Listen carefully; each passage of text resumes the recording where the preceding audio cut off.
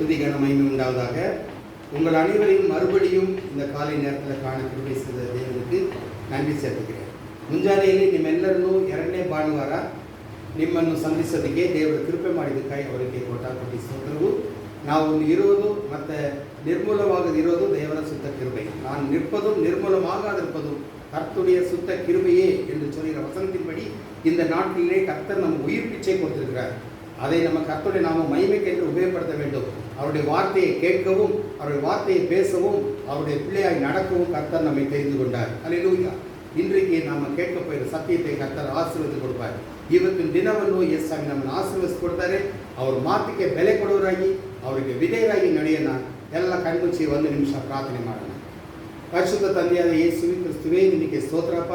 ನಮಗಾಗಿ 2000 ವರ್ಷ ಹಿಂದೆ ನೀವು ಭೂಮಿಗೆ ಬಂದು ನೀವು ನಿಮ್ಮ ಪ್ರಾಣವನ್ನು ಕೊಟ್ಟು ಮತ್ತೆ ಈ ಪಿಚಾಚನ್ನು ಗೆದ್ದು ಮರಣವನ್ನು ಗೆದ್ದು ಈಗ ನಿತ್ಯ ಜೀವವನ್ನು ನಮಗೋಸ್ಕರ ಕೊಡೋದಕ್ಕೆ ನಿಮ್ಮ ರಕ್ತದಿಂದ ನಮ್ಮನ್ನು ತೊಳೆದು ಪರಿಶುದ್ಧವಾನಾಗಿ ನಮ್ಮನ್ನು ಮಾಡೋದಕ್ಕೆ ಸಿಲುಬೆಯಲ್ಲಿ ರಕ್ತ ಸುರಿಸಿರುವ ದೇವರು ನಿಮ್ಮ ನಾಮಕ್ಕೆ ಸ್ತೋತ್ರ ಸ್ತುತಿ ಉಂಟಾಗಲಿ. ಕೇಳಿಸಿಕೊಳ್ಳುವ ಭಾಗ್ಯವನ್ನು ನೀವು ನಮಗೆ ஆசீர்வதிக்கொடி. நம்முடைய நாம மகிமைக்காக இந்த ஜபத்தை ஏறெடுக்கிறோம். எங்களுக்காக உயிர் கொடுத்த தேவன் எங்களை பரலோகத்தில் சேர்க்க வேண்டும் என்பதற்காக நீர் இந்த பூமிக்கு வந்து ரத்தம் சிந்தி உடைய ரத்தத்தை மாத்திரமல்ல உடைய உயிரையே கொடுத்து ஆனாலும் மரணத்தை ஜெயித்து நித்திய ஜீவனை அடையும்படியாக என்றென்றும் நித்திய சத்திய நாதனாக நீர் வாசம் செய்வதற்காக ஸ்தோத்திரம் அப்பா. கேட்க போகிற சத்தியத்தை ஆசீர்வதியும் மோடு கூட பேச கிருபைத்தார் கொடோ ಪ್ರತಿಯೊಂದು ಮಾತು ನಮ್ಮ ಹೃದಯದಲ್ಲಿ ಬರೆಯಲ್ಪಡಲಿ. கேட்க போகிற ஒவ்வொரு சத்தியமும் நாங்கள் விட்டு விடாதபடி காத்துக்கொள்ள கிருபைத்தார். இயேசு கிறிஸ்துவின் பரிசுத்த நாமத்தில் கேட்கிறோம் பிதாவே, ஆமென். அல்லேலூயா. கர்த்தர் நாமத்துக்கு துதிகன மகிமை உண்டாவதாக. கர்த்தர் நம்மை ஆசீர்வதித்து வழி நடத்த வல்லவராக இருக்கிறார். அல்லேலூயா, அல்லேலூயா. இந்த நாட்களில் பாவ மன்னிப்பை குறித்து நம்ம பார்க்க போயிடும். கர்த்தருடைய வசனத்தை நம்ம கேட்க போயிடும். அதனால இந்த பாடல் நமக்கு பத்மன்சையா பாடல் ஜெபத்தோட்ட ஜெபகீதத்தில் பாவ மன்னிப்பின் நிச்சயத்தை பெற்றுக்கொள்ள வேண்டும். எத்தனை பேர் பாவ மன்னிப்பின் நிச்சயத்தை பெற்றுக்கிறோம்? பரலோகத்தில் ஒரு இடம் நம்ம பெற வேண்டும். அதுதான் நம்முடைய நோக்கம். அதனால இந்த பாடலை பாடுவோம்.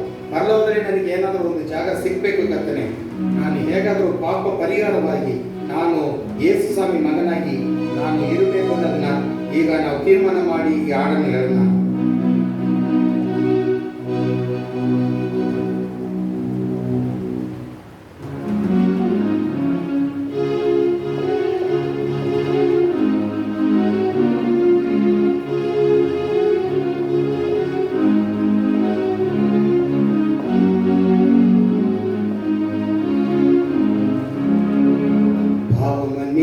நிச்சயத்தை பெற்றுக்கொள்ள வேண்டும்.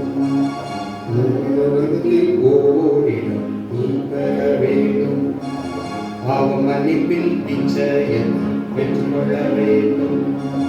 பரலோகத்தில் ஓடிடும் நீ பெற வேண்டும்.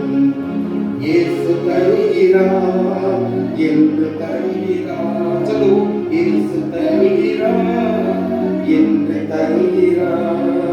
அதற்காகத்தான் சிலுவையிலே ரத்தம் சிந்திவிட்டார். அதற்காகத்தான் சிலுவையிலே ரத்தம் சிந்திவிட்டார்.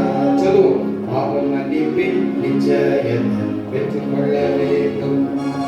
பரலோகத்தில் ஓரிடம் நீ பெற வேண்டும். பாவ மன்னிப்பின் நிச்சயத்தை பெற்றுக்கொள்ள வேண்டும். பரலோகத்தில் ஓரிடம் நீ பெற வேண்டும். முதலாய் தேவனுக்கு உகந்ததை தேடு. முதலாய் தேவனுக்கு உகந்ததை தேடு. பின்பு எல்லாமே உனக்கு சேர்த்து தந்திடுவார். பின்பு எல்லாமே உனக்கு சேர்த்து தந்திடுவார்.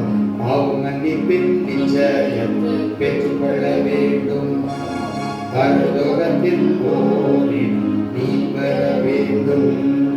பாவ மன்னிப்பின் நிச்சயத்தை பெற்றுக்கொள்ள வேண்டும்.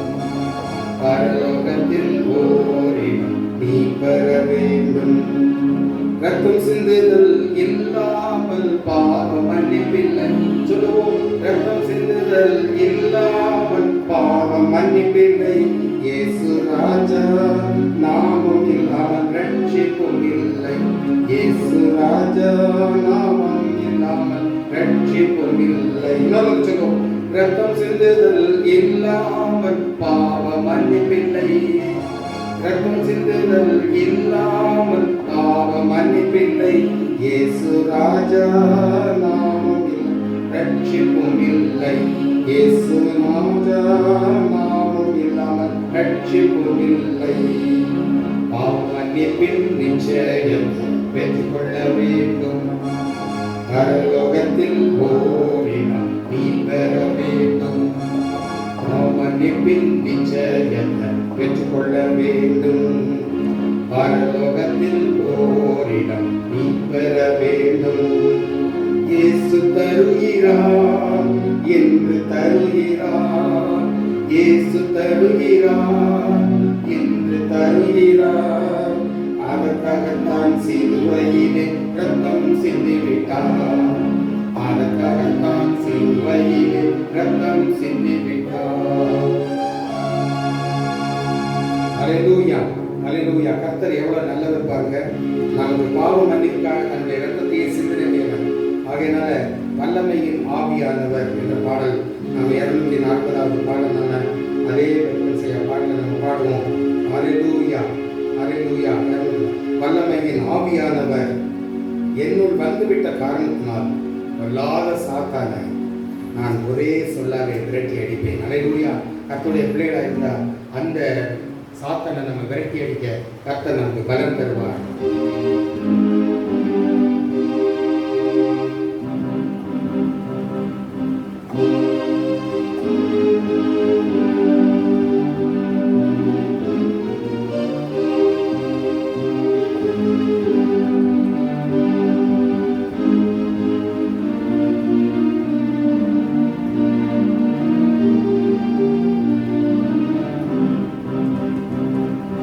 வல்லமையின் ஆவியானவர் என்னுள் வந்து விட்ட காரணத்தினால்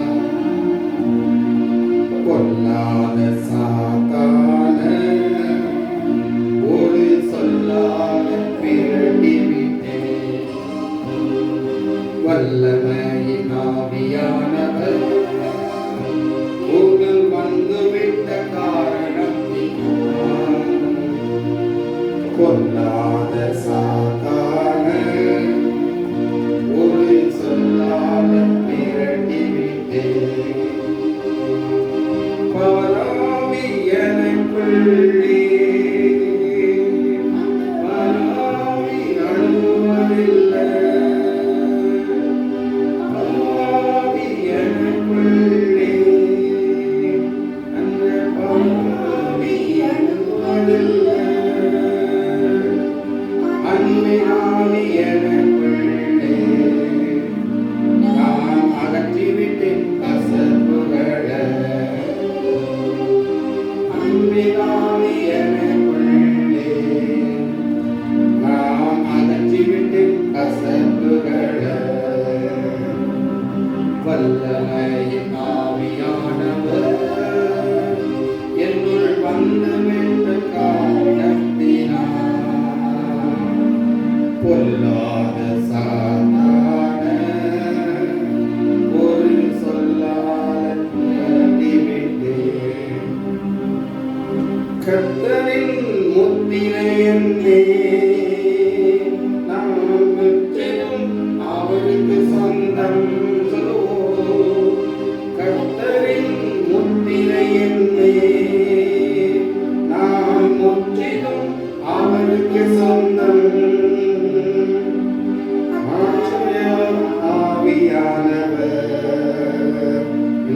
நிச்சயம் மீட்பு பெறுவேன். ஆவியானவர் நான் நிச்சயம் மீட்பு பெறுவேன். வல்லமையின் ஆவியானவர் என்னுள் வந்துவிட்ட காரணத்தினால்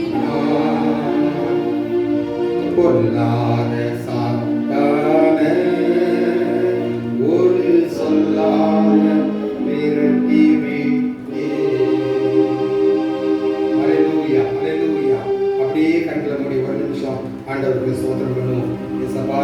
தீமையாய் விரட்டும்படியான ஒரு அதிகாரத்தை எங்களுக்கு கொடுத்து பரலோக ராஜ்யத்துல உங்களுக்கு பக்கத்துல கர்த்தர் உட்காரும்படியாக செய்யுங்கப்பா. சாத்தானுடைய வல்லமைகளை கர்த்தாவே எடுத்து போட்டு உமக்கு சொந்தமாக நாங்கள் ஜீவிக்க நீர் எங்களை பலப்படுத்தும் பலப்படுத்தும் பலப்படுத்தும். கேட்க போகிற சத்தியத்தை விட்டு விடாதபடி என் இயேசுவின் பிள்ளைகள் என்று சொல்லி பவராவி எனக்குள்ள வரட்டும் அப்பா. அந்த பவர், அந்த ஒரு கர்த்தருடைய சக்தி எனக்கு வரும்போது எந்த ஆவி என்னை அணுகுவது இல்லை. அன்பின் ஆவி எனக்குள்ளே இருந்து அது எல்லா கசப்புகளையும் நான் அகற்றி விட்டேன். மற்றவங்களுக்கு அன்போடு கூட இருக்க, எங்களுக்குள்ள சந்தோஷம் சமாதானம் கிடைக்க, ஒருவரை ஒருவர் நேசிக்க நீர் கிருபை தருவீராக. கேட்க போகிற சத்தியத்தை ஆசீர்வதித்து இருதயத்தில் பதித்து அதன்படி நடக்க நீர் கிருபை தாரும். அப்படிதான் நமக்கு எந்த ஒரு தொற்றும் அணுகாது. கர்த்தருடைய பிள்ளையாய் நடக்கும் போது எந்த விதமான பயமும் நமக்கு இல்லை. கர்த்தர் நம்மிடத்தில் அணுகுகிறார். அல்லேலூயா. சாத்தானை அவருடைய முத்திரையை நாம் பெற்றுக்கிறோம். முற்றிலும் நாம் அவருக்கு சொந்தம். ஆகையினால அச்சாரமாய் பெற்ற அந்த ஆவியின் வல்லமை நிச்சயமாய் நாம் மீட்பு பெற்று எப்படியாவது பரலோகத்தை செல்ல நீர் கிருபை தாரும். எல்லாத்தையும் இயேசு கிறிஸ்துவின் பரிசுத்த நாமத்தில் கேட்கிறோம் பிதாவே. ஆமென்.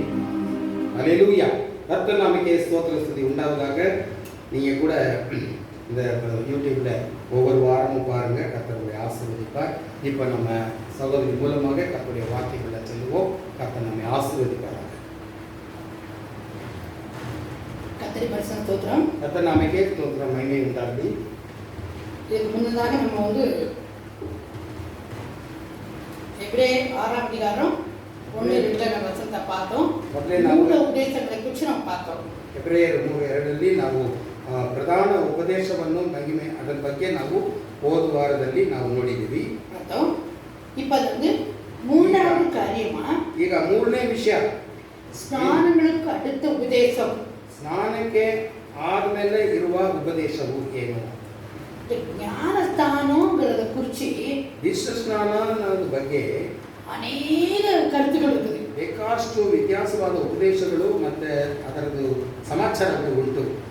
ஒவ்வொருத்தரும் ஒவ்வொரு கருத்தை சொல்றாங்க. ಪ್ರತಿಯೊಬ್ಬರು ಒಂದೊಂದು ತರ ಮಾತಾಡ್ತಾರೆ. ஆனா நாம மட்டும் ಆದರೆ ನಾವು ಕರ್ತನೆ ವೇದದಲ್ಲಿ என்ன சொல்லி அதைத்தான் ನಾವು பார்க்கணும். ವೇದ ವಾಕ್ಯದಲ್ಲಿ ಅದರ ಬಗ್ಗೆ ಏನು ತಿಳಿಸ್ಕೊಟ್ಟಿದೆ ಅದನ್ನ ಮಾತ್ರ ನಾವು ತೆಗೆದುಕೊಳ್ಳಬೇಕು. எங்க மூதாதையை செஞ்சாங்க, எங்க பரம்பரையா பண்ணாங்க, நான் அப்படித்தான் வருவேன்னு சொல்லக்கூடாது. ನಮ್ಮ ಮುತ್ತಾತ ತಾತನ ಕಾಲದಿಂದ ಈ ರೀತಿನೇ ಮಾಡ್ತಾ ಇದ್ದೀವಿ, ಅದೇನೇ ಸರಿ ಹೇಳಿ ನೀವು ವಾದ ಮಾಡಬಾರದು. ವೇದ ವಾಕ್ಯ ಏನು ಹೇಳ್ತದೋ ಅದರ ಪ್ರಕಾರ ಮಾಡಿ. நான் எங்க அப்பா அம்மா வீட்டுக்கோ எங்க தாத்தா வீட்டுக்கோ நான் போக போறது இல்லை. ನಾನು ಹೋಗೋದು ನಮ್ಮ ತಾತ ಮನೆಗಲ್ಲ, ನಮ್ಮ ಅಪ್ಪ ಮನೆಗಲ್ಲ. அவங்க விருப்பத்தை நிறைவேற்ற வேண்டிய அவசியம் இல்லை. ಅವ್ರ ಇಚ್ಛೆಯನ್ನು ನೆರವೇರಿಸಬೇಕು, ದೇವರ ಸಿದ್ಧವೇ ಅಲ್ಲ. பாருங்க, கர்த்தருடைய விருப்பத்தை மட்டும்தான் நம்ம நிறைவேற்றணும். ದೇವರ ಸಿದ್ಧವೇ ಅವ್ರ ಇಚ್ಛೆಯನ್ನು ನೆರವೇರಿಸಕ್ಕೆ ನಮ್ಮನ್ನು ಉಂಟು ಮಾಡಿದ್ದಾರೆ ದೇವರು. நாம் பரலோகத்துக்கு தகுதியான போய் சேரணும். ನಾನು ಪರಲೋಕಕ್ಕೆ ಯುವಕನಾಗಿ, ನಾನು ದೇವರ ಮಕ್ಕನಾಗಿ ಮೆಚ್ಚಿಕೊಳ್ಳುವ ವ್ಯಕ್ತಿಯಾಗಿ ನಾನು ಪರಲೋಕ ರಾಜ್ಯವನ್ನು ಅಳೆಯಬೇಕು. அதனால் வேதத்திலே என்ன சொல்லியிருக்கு? ಆದ್ದರಿಂದ ವೇದ ಪುಸ್ತಕದಲ್ಲಿ ಏನು ಕೊಟ್ಟಿದೆ ಅದರ ಬಗ್ಗೆ ನಾನು ಚಿಂತಿಸಬೇಕು. கர்த்தர் என்ன சொல்றார்? ಯೇಸು ಸ್ವಾಮಿ ನಮಗೆ ಏನು ಹೇಳ್ಕೊಡ್ತಾರೆ அதை குறித்து ನಾವು பார்க்கலாம். ಅದರ ಬಗ್ಗೆ ನಾವು ತಿಳ್ಕೊಳ್ಳೋಣ. இந்த பகுதியை, ಈ ಒಂದು ಭಾಗವನ್ನು எனக்கு அன்பானவங்களுக்காக எடுக்க வேண்டியது. ನಾನು ನನಗೆ ಪ್ರೀತಿ ಉಳ್ಳವರಿಗಾಗಿ ಇದು ಮತ್ತೊಮ್ಮೆ ನಾನು ತೆಗೆದುಕೊಂಡಿದ್ದೀನಿ. ஏன்னா யாரும் இந்த பூமியை விட்டுட்டு போக எனக்கு இஷ்டம் கிடையாது. ಈ ಭೂಮಿಯಲ್ಲಿ ಯಾರೊಬ್ಬರು ಬಿಟ್ಟು ಹೋಗೋದಕ್ಕೆ ನನಗೆ ಇಷ್ಟವಿಲ್ಲ. எல்லாரும் எப்படியாவது பரலோகத்துக்கு சேர்த்து ಯಾರಾದರೂ ಪರಲೋಕ ರಾಜ್ಯಕ್ಕೆ ಕರ್ಕೊಂಡು ಸೇರಿಸಬೇಕು. ಅದಕ್ಕಾಗಿ ಇவ்வளவு ಪ್ರಯಾಸಪಡ್றோம். ಅದಕ್ಕೋಸ್ಕರವೇ ನಮ್ಮ ಉಪದೇಶದಲ್ಲಿ ನಾವು ವೇದ ಪಾಠವನ್ನು ಓದಿ ನಿಮಗೆ ಅದು ತಗೊಂಡು ಬರ್ತಾ ಇದ್ದೀವಿ. எடுத்துக்கலாம் எல்லாரும். ಎಲ್ಲರೂ ತೆಗೆದುಕೊಳ್ಳಿ ನಿಮ್ಮ ವೇದ ಪುಸ್ತಕದಲ್ಲಿ. பைபிள் எடுத்துக்கங்க. எபிரேயர் 10ஆம் அதிகாரம், ಎಬ್ರಿಯರಿಗೆ ಬರೆದ ಪತ್ರಿಕೆ 11ನೇ ಅಧ್ಯಾಯ 22வது வசனம். 10ನೇ ಅಧ್ಯಾಯ 22ನೇ ವಾಕ್ಯ. Hebrew 10th chapter 22nd verse. ಎಬ್ರಿಯರು 10:22. வாசிக்கிறேன். ನೋಡಿ, ತಮಿಳಲ್ಲಿ ಓದ್ತಾರೆ. துர்மனசாட்சி நீங்க தெளிக்கப்பட்ட இருதயமுள்ளவர்களாயும் சுத்த ஜலத்தால் கழுவப்பட்ட சரீரம் உள்ளவர்களாயும் உண்மையுள்ள இதயத்தோடும் விசுவாசத்தின் பூர்ண நிச்சயத்தோடும் ஆண்டவரை போய் சேரணுமா? துர்மனசாட்சி நீங்களும் ಫಸ್ಟ್ ನಮ್ಮಲ್ಲಿರುವ ದುರ್ಮನಸಾಕ್ಷಿ ನೀಗಲ್ಪಟ್ಟವರಾಗಿ. இந்த இடத்துல உங்களுக்கு சொல்றேன், ಇದರಲ್ಲಿ ಒಂದು ஞானஸ்தானத்தை குறித்து இப்ப பேச போறோம். ದೀಕ್ಷಾಸ್ನಾನ ಬಗ್ಗೆ ಮಾತಾಡಕ್ಕಿದ್ದೀವಿ. அந்த ஞானஸ்தானம் எப்படி எடுக்கணும்? ದೀಕ್ಷಾಸ್ನಾನ ಪಡೆದುಕೊಳ್ಳೋದು ಹೇಗೆ? நாம எடுக்கிறது சரியா தப்பா? ನಾವು ತೆಗೆದುಕೊಂಡಿರೋದು ಸರಿಯಾ ತಪ್ಪಾ? நம்ம யார்கிட்ட சொல்ல போனா அவங்க சொல்லுவாங்க, ನೀವು ಯಾರ ಹತ್ರ ಇದ್ರ ಬಗ್ಗೆ ಮಾತಾಡಕ್ ಹೋದ್ರೆ நாங்கெல்லாம் ஞானஸ்தானம் தாச்சு, ನಾವೆಲ್ಲ ದೀಕ್ಷಾಸ್ನಾನ ಮೊದಲೇ ತಗೊಂಡಿದ್ದೀವಿ. எபிரேயர் 6ஆம் அதிகாரம் 1-2 வசனத்துல போட்டிருக்குது. ಎಬ್ರಿಯರು 6:1-2 ಹೇಳಿದೆ ಆಲ್ರೆಡಿ. ಮೂಲ ಉಪದೇಶ ತಿರುಗಿ போடாதன்னு. ಪ್ರಧಾನ ಉಪದೇಶವನ್ನು ಪದಿ ಹಾಕಬೇಡ ಅಂತ ಅಲ್ಲಿ ಕೊಟ್ಟಿದ್ದಾರೆ. நான் சொல்லுவேன், ನಾನು ಅವರಿಗೆ ಕೊಡೋದು ಮಾತೇನು, ಮೂಲ ಉಪದೇಶ ತಪ್ಪುಟ್ಟಿರ್ಕೀங்களே, ಆ ಪ್ರಧಾನ ಉಪದೇಶವೇ ರಾಂಗ್ ಆಗಿದ್ರೆ ಅದನ್ನೇ ನಾನು ತಗೊಂಡಿದ್ದೀನಿ ಅಂತ ಹೇಳಿದ್ರೆ ಏನರ್ಥ? ಪ್ರಧಾನ ಮೂಲ ಉಪದೇಶத்தை ತಪ್ಪಾ தெரிஞ்சிருக்கீங்களே, ಪ್ರಧಾನ ಉಪದೇಶವನ್ನು ತಪ್ಪಾಗಿ ತಿಳ್ಕೊಂಡು ನೀವು ನಡೀತಾ ಇದ್ದೀರಾ. ಅದು போட்டிருக்கிறது வேற, ಅದನ್ನ ನಮಗೆ ಅವರು ಹೇಳ್ಕೊಟ್ಟಿರೋದು ಬೇರೆ ವ್ಯತ್ಯಾಸ, நீங்க செய்யறது இன்னொன்னு. ಹಾಗೆ ನಾವು ಮಾಡೋದು ಬೇರೆ ವ್ಯತ್ಯಾಸವಾಗಿದೆ. ஞானசார எடுத்துவாங்க, ದೀಕ್ಷಾಸ್ನಾನ ಪಡೆದಿದ್ದೀನಿ ಅಂತ ಎಲ್ಲ ಬೇಡ್ಕೊಳ್ತಾರೆ, ಎಲ್ಲ ಮಾತಾಡ್ತಾರೆ. நான் உங்களை கேட்கிறேன், ನಾನು ನಿಮಗೆ ಒಂದು ಪ್ರಶ್ನೆಯನ್ನು ಹೇಳ್ತೀನಿ. இப்ப வாசித்த வசனத்துப்படி நீங்க ஞானசார எடுத்திருக்கீங்களா? ಈಗ ನಾನು ಓದಿರೋ ವಾಕ್ಯದ ಪ್ರಕಾರ ನೀವು ತೆಗೆದುಕೊಂಡಿದ್ದೀರಾ ನೋಡಿ. ಎಬ್ರಿಯರಿಗೆ 10 அதிகாரம் 10:22 வசனம். 22 ವಾಕ್ಯದ ಪ್ರಕಾರ ನೀವು Hebrews ತೆಗೆದುಕೊಂಡಿದ್ದೀರಾ. 10:22 ಎಬ್ರಿಯರು 10:22 4 காரியம் ஞானசார கூடி செஞ்சிரணும். ದೀಕ್ಷಾಸ್ನಾನ ಪಡೆಯೋಕೆ ಮುಂಚೆ ಈ 4 ವಿಷಯಗಳು ನೀವು ಪಡೆದಿರಬೇಕು. மன திரும்புங்கன்னா பாவத்தை அறிக்கைன்னு சொல்லுது போல, ಅಷ್ಟು ಮನ ತಿರುಗಿ ಪಾಪವನ್ನು ಆಯ್ಕೆ ಮಾಡಿ ಅಂತ ನಾವು ನೋಡಿದ್ದು ಹೋದ್ವಾರ. விசுவாசம் பூர்ணமான விசுவாசத்துல போகணும்ன்றது போல, ಪರಿಪೂರ್ಣ ವಿಶ್ವಾಸದಲ್ಲಿ ಕಳೆದು ಹೋಗಬೇಕು ಅನ್ನೋದ್ರ ಬಗ್ಗೆ ಮಾತಾಡಿದ್ದು. இப்ப ஞானசார எடுக்க முன்னாடி ಈಗ ನೀವು ದೀಕ್ಷಾಸ್ನಾನ ಪಡೆಯೋಕೆ ಮುಂಚೆ 4 காரியம் 4 ವಿಷಯದಲ್ಲಿ ಎಚ್ಚರಿಕೆಯಾಗಿದ್ದೀರಿ. பாருங்க. ಒಂದು, ಮೊದಲನೇ ವಿಷಯ, துர் மனசாட்சி உங்களுக்கு நீங்கி இருக்குதா? ಕೆಟ್ಟ ಮನಸ್ಸಾಕ್ಷಿ ನಿಮ್ಮನ್ನು ಬಿಟ್ಟು ಅಗಲು ಹೋಗಿದೆಯಾ? ಒಂದು, உங்க மனசாட்சி உங்களுக்கு நல்லவங்கன்னு சொல்லுதா? ನಿನ್ನ ಮನಸ್ಸಾಕ್ಷಿನೇ ನೀನು ಒಳ್ಳೆಯವನು ಅಂತ ಹೇಳ್ತದಾ ಅಥವಾ ಏನು ಅಂತ ಹೇಳ್ತದೆ? நீங்களே உங்க மனசை தொட்டு பாருங்க. ನೀವೇ ನಿಮ್ಮ ಮನಸ್ಸನ್ನು ದೇವರನ್ನು ಮುಟ್ಟಿ ನೋಡಿ ನೀವೇ ಹೇಳಿ. சிலவங்களுக்கு பாவத்திலே இருக்கவங்களுக்கு ಓಕೆ நான் செய்யறதெல்லாம் கரெக்ட்னு தோணும். ಕೆಲವರು ಪಾಪವೇ ಮಾಡ್ತಾ ಇರ್ತಾರೆ, ಆದರೆ ಅವ್ರಿಗೆ ಪಾಪ ತರ ಕಾಣಲ್ಲ, ತಾವು ಮಾಡೋದು ಕರೆಕ್ಟ್ ಅಂತ ಅವ್ರ ಮನಸ್ಸಾಕ್ಷಿ ಪ್ರಕಾರ ನಡ್ಕೊಂಡು ನಾನು ಮಾಡಿದೆಲ್ಲ ಕರೆಕ್ಟ್ ಅಂತ ಹೇಳ್ತಾರೆ. உங்க மனசாட்சியில ನಿಮ್ಮ ಮನಸ್ಸಾಕ್ಷಿಯಲ್ಲಿ கிளியரா இருக்கணும், ಸರಿಯಾಗಿ ತಿಳಿವಾಗಿರಬೇಕು. ஏன்னா உங்கள்ட்ட இருக்க கெட்ட காரியங்கள் நீக்கப்படணும். ನಿಮ್ಮಲ್ಲಿ ಇರುವ ಕೆಟ್ಟ ಸ್ವಭಾವಗಳೆಲ್ಲ ನೀಗಲ್ಪಡಬೇಕು. துர் மனசாட்சி நீங்களும் ಅದರಲ್ಲಿ ಕೆಟ್ಟ ಮನಸ್ಸಾಕ್ಷಿ ನೀಗು ಹೋಗಬೇಕು. தெளிக்கப்பட்ட இதயமுள்ளவராய், ತೊಳೆಯಲ್ಪಟ್ಟಿರುವ ಒಂದು ಹೃದಯ ಉಳ್ಳವರಾಗಿರ್ಬೇಕು. என் ஹார்ட் கிளியரா இருக்கணும். ನನ್ನ ಹೃದಯ ತುಂಬಾ ಕ್ಲಿಯರ್ ಆಗಿರ್ಬೇಕು. என் மனசாட்சி என்ன சொல்லணும், ನನ್ನ ಮನಸ್ಸಾಕ್ಷಿ ಒಂದು ಹೇಳಬೇಕು ನನಗೆ, நீ கரெக்ட் ஞானசார எடுக்கலான்னு, ನೀನು ದೀಕ್ಷಾಸ್ನಾನ ಪಡಿಬಹುದು ಅಂತ ಅದು ನನಗೆ ಸಾಕ್ಷಿ ಹೇಳಬೇಕು. என் இருதயம் கிளியரா இருக்கேன்னு ನನ್ನ சொல்லணும். ಹೃದಯ ಸರಿಯಾಗಿದೆ ಅಂತ ಅದು ಹೇಳಬೇಕು. அதுக்கப்புறம் நான் என்ன செய்யணும், இந்த சரீரத்தை பாருங்க, சுத்த ஜலத்தால் கழுவப்பட்ட சரீரம். ನನ್ನ ಶರೀರವು ಶುದ್ಧ ಜಲದಿಂದ ತೊಳೆಯಲ್ಪಟ್ಟಿರುವ ಶರೀರವಾಗಿರ್ಬೇಕು. எனக்கு ನಾನು ಮುಳುಗಿ எந்த ஜலம் குடிக்கிறது என்னது? ಸ್ನಾನ ಮಾಡೋದಂದ್ರೆ ಏನು? கழுவப்படணும் என்னது? ತೊಳೆಯಲ್ಪಡೋದಂದ್ರೆ ಏನು? இங்க நூத்திர தடி கீழே வரைக்கும் போகணும், கழுவப்படணும். எனக்கு ನೀವು ತಲೆಯಿಂದ ಕಾಲು ಮಟ್ಟಕ್ಕೂ ತೊಳೆಯಲ್ಪಟ್ಟು ಸ್ನಾನವಾಗಿ ನೀವು ತಗೋಬೇಕು. சுத்த ஜலத்தால் கழுவப்பட்ட சரீரம், ಶುದ್ಧ ಜಲದಿಂದ ತೊಳೆಯಲ್ಪಟ್ಟಿರುವ ಶರೀರವಾಗಿ ನೀವು ಪಡೆದುಕೊಳ್ಳಬೇಕು. உண்மையுள்ள இதயத்தோடு, ನಿಜವಾದ ಒಂದು ಹೃದಯ, ಸತ್ಯವಾಗಿರುವ ಒಂದು ಹೃದಯ. ಕೆಟ್ಟ ಮನಸಾட்சி போயிச்சு, இதயம் கிளியரா இருக்கு, ಮನಸ್ಸಾಕ್ಷಿ ಹೋಯ್ತು, ಶರೀರವು ಹೃದಯ ಚೆನ್ನಾಗಿದೆ. இப்போ நான் முழுசா கழுவப்பட்ட உண்மையுள்ள இதயத்தோட, ಈಗ ನಿಜವಾಗಿರುವ ಒಂದು ಹೃದಯದಿಂದ, விசுவாசி பூர்ண நிச்சயத்தோட, ಪೂರ್ಣ ನಿಶ್ಚಯದಿಂದ, ಒಂದು ನಂಬಿಕೆಯಿಂದ, விசுவாசம் எனக்குள்ள, ನಂಬಿಕೆ ನನ್ನಲ್ಲಿ ಇದೆ, நான் கண்டிப்பா ஆண்டவர்கிட்ட போய் சேருவேன். ಯೇಸು ಸ್ವಾಮಿ ಹತ್ರ ಖಂಡಿತವಾಗಿ ನಾನು ಹೋಗೇ ಹೋಗ್ತೀನಿ ಅಂತ ಒಂದು ನಿಶ್ಚಯ ನಮ್ಮಲ್ಲಿ ಬಂದಿದೆ. இப்ப ஞானசார பெற்றே கர்த்தருக்கு தகுதி ஆயிட்டேன்னு சொல்லணும். ಈಗ ದೀಕ್ಷಾಸ್ನಾನ ನಾನು ಪಡೆದು ಬಿಟ್ಟಿದ್ದೀನಿ, ಪರಲೋಕ ರಾಜ್ಯಕ್ಕೆ ನಾನು ಆಯತ್ತಪಡಿಸಿದ್ದೀನಿ ಅಂತ ನೀವು ಹೇಳಬೇಕು. அப்படிப்பட்ட ஒரு நிச்சயத்தோட நம்ம சேரணும். ಅಂತ ಒಂದು ನಿಶ್ಚಯದಿಂದ ನೀವು ಪರಲೋಕ ರಾಜ್ಯಕ್ಕೆ ಬರಬೇಕು. ஒரு நிமிஷம் யோசித்து பாருங்க. ಒಂದು ನಿಮಿಷ ನಿಮ್ಮನ್ನೇ ನೀವು ಶೋಧಿಸಿ ನೋಡಿ. நீங்க ஞானசாரம் சொல்றாங்க, ದೀಕ್ಷಾಸ್ನಾನ ಅಂತ ಹೇಳ್ತಾರಲ್ಲ, இப்ப ஏதாவது சொன்னா நான் அன்னைக்கே சின்ன பிள்ளைங்க ஞானசாரம் சொல்றாங்க. ನಾವು ಯಾರ ತರ ಉಪದೇಶ ಮಾಡಕ್ ಹೋದ್ರೆ ನಾನು ಚಿಕ್ಕ ವಯಸ್ಸಲ್ಲೇ ದೀಕ್ಷಾಸ್ನಾನ ಪಡೆದು ಬಿಟ್ಟಿದ್ದೀನಿ ಸಿಸ್ಟರ್. ஆண்டவர் சின்ன பிள்ளைங்க ஞானசாரம் சொல்லல. ದೀಕ್ಷಾಸ್ನಾನ ಚಿಕ್ಕ ವಯಸ್ಸಲ್ಲಿ ಮಾಡಕ್ ತೆಗೆದುಕೊಳ್ಳಕ್ಕೆ ಹೇಳಿದ್ದಾರೆ ಯೇಸು ಸ್ವಾಮಿ. ஆண்டவர் நீங்க நல்ல உங்க மனசாட்சிப்படி நீங்க உங்களுக்காக யாரோ சொல்லக்கூடாது. ಈ ವಾಕ್ಯದ ಪ್ರಕಾರ ನಿಮ್ಮ ಮನಸ್ಸಾಕ್ಷಿ ಹೇಳ್ಬೇಕು ನೀವು ಒಳ್ಳೆಯವರಂತ, ಬೇರೆ ಒಬ್ರು ಸರ್ಟಿಫಿಕೇಟ್ ಕೊಡಬಾರ್ದು.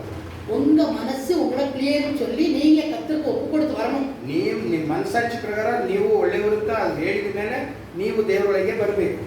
பாருங்க, ஆண்டவர் கிளியர் வசனம் சொல்றாரு. ಯೇಸು ಸ್ವಾಮಿ ಇನ್ನೊಂದು ವಾಕ್ಯವನ್ನು ತಿಳಿವಾಗಿ ಹೇಳ್ತಾರೆ. யோவான் 3ஆம் அதிகாரம், ಯೋಹಾನ 3ನೇ ಅಧ್ಯಾಯದಲ್ಲಿ, 5வது வசனம். ಯೋಹಾನ 3ஆம் அதிகாரம் 3ನೇ ಅಧ್ಯಾಯದಲ್ಲಿ 5ನೇ ವಾಕ್ಯ 3rd chapter 5th verse. ನೋಡಿ, 3ನೇ ಅಧ್ಯಾಯ 5ನೇ ವಾಕ್ಯ. ஒரு இயேசு பிரதியுத்தரமாக ಯೇಸು ஆண்டவர் உங்களுக்கு சொல்றாரு பாருங்க. ಯೇಸು ಅದಕ್ಕೆ ಕೊಟ್ಟು ஒருவன் ஜலத்தினாலும் ಒಬ್ಬನು ಜಲದಿಂದ ஆவியினாலும் ಆತ್ಮನಿಂದಲೂ பிறவாவிட்டால் ಹುಟ್ಟಿದಿಲ್ಲ ಅಂದ್ರೆ தேவனுடைய ராஜ்யத்தில் பிரவேசிக்க ದೇವರ மாட்டான். ರಾಜ್ಯವನ್ನು ಅಡೆಯಕ್ಕೆ ಆಗೋದಿಲ್ಲ, ಪ್ರವೇಶ இது ಮಾಡಿ. மெய்யாகவே மெய்யாகவே உங்களுக்கு சொல்றேன். ಎಂದು ನಿಜ ನಿಜವಾಗಿ ನಾನು ನಿಮಗೆ ಹೇಳ್ತೀನಿ. அப்போ ஜலத்திலையும் பிறக்கணும், ஆவியானவரையும் பிறக்கணும். ಜಲದಿಂದಲೂ ಹುಟ್ಟಬೇಕು ಮತ್ತೆ ಆತ್ಮ ರೀತಿಯಲ್ಲೂ ಹುಟ್ಟಬೇಕು. அப்ப நான் ஜலத்தினால பிறக்க மாட்டேன், எனக்கு தெளிச்சுட்டாங்க போதுன்னு சொன்னா ನನಗೆ ಜಲದಿಂದ ಹುಟ್ಟೋದಿಲ್ಲ, ನನಗೆ ತೊಳೆದು ಸರಿಯಾಗಿದೆ ಅಂತ ಹೇಳ್ಬಿಟ್ಟಿದ್ದಾರೆ அப்ப ಪಾದರಿ. நான் எப்படி கர்த்தர் ராஜ்ய தகுதியா மாற ನಾನು முடியும்? ಹೇಗೆ ಪರಲೋಕರಾಜ್ಯಕ್ಕೆ ಹೋಗೋದಕ್ಕೆ ನಾನು ಯೋಗ್ಯನಾಗಿರ್ತೀನಿ? இந்த ஜலத்துல ஆவியில பிறந்ததுக்கு அப்புறம் தான் ಜಲದಿಂದ ಆತ್ಮದಿಂದ ನಾವು ಹುಟ್ಟಿದ ಮೇಲದೇನೆ அப்புறமா தான் சர்ச்சில் கம்யூனியன் வாங்கணும். ಆಮೇಲೆ ನಮ್ಮ ಆಲಯದಲ್ಲಿ ಪಂಕ್ತಿಯಲ್ಲಿ ಪಾಲ್ಗೊಳ್ಳಬೇಕು. நிறைய பேர் சொல்றாங்க எங்களுக்கு தெளிச்சுட்டாங்க நான் கம்யூனியன் எடுக்கலாம்னு வாங்க. ನಮಗೆ ತಲೆ ಮೇಲೆ ನೀರನ್ನ ತೊಳೆದು ಬಿಟ್ಟು ಇದೇ ದೀಕ್ಷಾ ಸ್ನಾನ ಅಂತ ಹೇಳ್ಬಿಟ್ಟು ಆದ್ರಿಂದ ನಾನು ಪಂಕ್ತಿಯಲ್ಲಿ ಪಾಲ್ಗೊಳ್ತೀನಿ ಅಂತ ಕೆಲವರು ಹೆಮ್ಮೆ ಪಟ್ಕೊಳ್ತಾರೆ. தயவுசெய்து நான் யாரையும் குறை சொல்றதா நினைக்காதீங்க. ಯಾರೊಬ್ಬರನ್ನು ನಾವು ಕೊರತೆಯಾಗಿ ಹೇಳ್ತಾ ಇಲ್ಲ.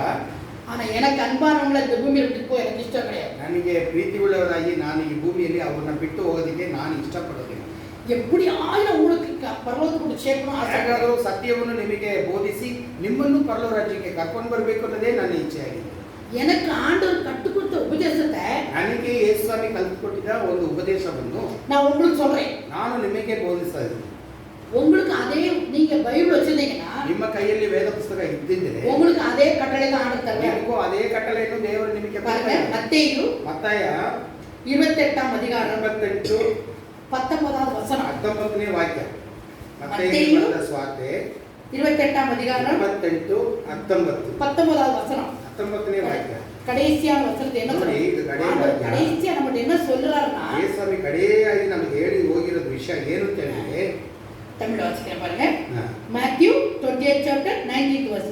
ஆகையால் ಆದ್ರಿಂದ நீங்கள் புறப்பட்டு போய் ನೀವು ಹೊರಟು ಹೋಗಿ சகல ஜாதிகளையும் சீஷராக்கி ಜಾತಿಗಳನ್ನು ಶಿಷ್ಯರಾಗಿ ಮಾಡಿ பிதா ತಂದೆ குமாரன் ಕುಮಾರನು பரிசுத்த ஆவியின் நாமத்தினாலே ಆತ್ಮನ ಹೆಸರಿನಲ್ಲಿ அவர்களுக்கு ஞானஸ்தானம் கொடுத்து ಯೇಸು ಸ್ನಾನ ಕೊಟ್ಟು.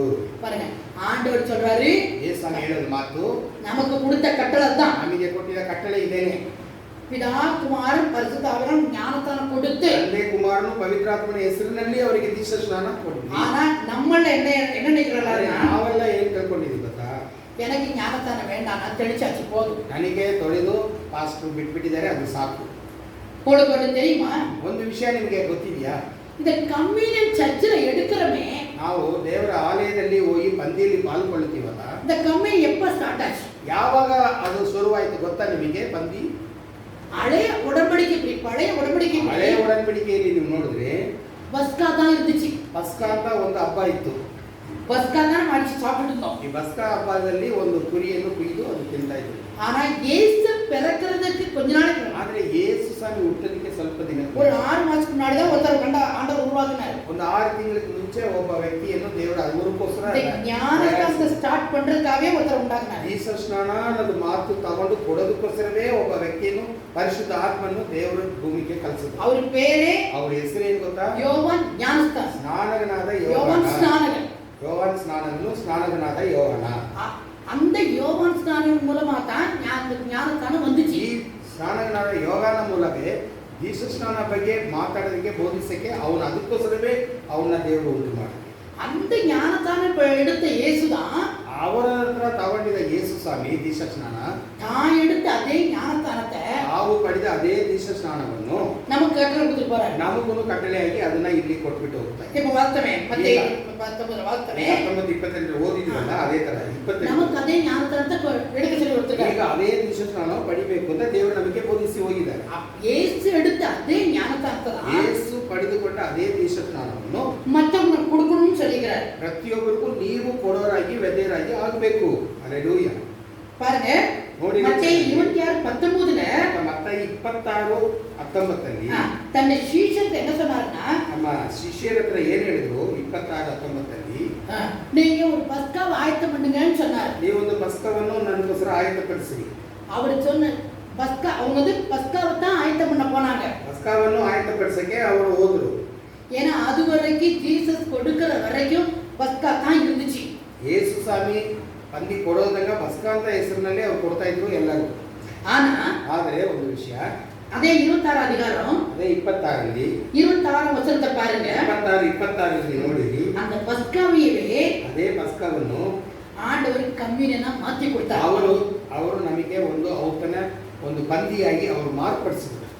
பாருங்க, ನೋಡ್ರಿ ಅದರಲ್ಲಿ 26ರಲ್ಲಿ ಶಿಷ್ಯರು ಆಯತ್ತಪಡಿಸಿದ್ದು ಪಸ್ಕಾ, ಶಿಷ್ಯರು ಯೇಸುಸ್ವಾಮಿ ಹೇಳಿದ ಮಾತಿಗೆ ಆಯತ್ತಪಡಿಸಿದ್ದು ಪಸ್ಕ ಹಬ್ಬ. 26:19 பஸ்காவை ஆயத்தம் பண்ணாங்க. 26:19ಲ್ಲಿ ಪಸ್ಕವನ್ನು ರೆಡಿ ಮಾಡಿದ್ರು.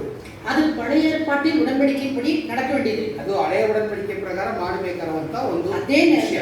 ಅದೇ ಸಮಯದಲ್ಲಿ மத்தேயு 26 அதே சாப்டர்ல ಅದೇ 26ರಲ್ಲಿ 26, 27, 28 பாருங்க. 26, 27, 28ನೇ ವಾಕ್ಯದಲ್ಲಿ Matthew 26 சாப்டர் ಮತ್ತಾಯ 26, 26, 27 வாசிக்கிற பாருங்க. 26, 27, 28 ವಾಕ್ಯವನ್ನು ಓದಿದ್ರೆ அவர்கள் போஜனம் பண்ணுகையில் ಅವರು ಭೋಜನ ಮಾಡುವಾಗ இயேசு அப்பத்தை எடுத்து, ಯೇಸು ರೊಟ್ಟಿಯನ್ನು ಕೈಯಲ್ಲಿ ತೆಗೆದುಕೊಂಡು, இப்பதான் ஆண்டவர் ஸ்டார்ட் பண்ற ನೋಡಿ, கம்யூனியன். ಇದೇನೆ ಇವಾಗ ದೇವರ ಪಂದಿ ಇವಾಗ ತಾನೇ ಶುರುವಾಗುತ್ತೆ. இதுக்கு முன்னாடி கம்யூனியன் இல்ல. ಇದಕ್ಕೆ ಮುಂಚೆ ಅಲ್ಲಿ ನಮಗೆ ದೇವರ ಪಂದಿ சர்ச்சில பஸ்கா தான் இருந்துச்சு. பஸ்கா தான் எல்லாரும் ಆಲಯದಲ್ಲಿ ಪಸ್ಕಾನೇ ಅವರು ತಿಂತಾ ಇದ್ರು. ಹಲ್ಲೆಲೂಯಾ. ஆனா இங்க இயேசு என்ன சொல்றாரு? ಯೇಸು ಇಲ್ಲಿ ಏನು ಹೇಳಕ್ ಬಂದ್ರು?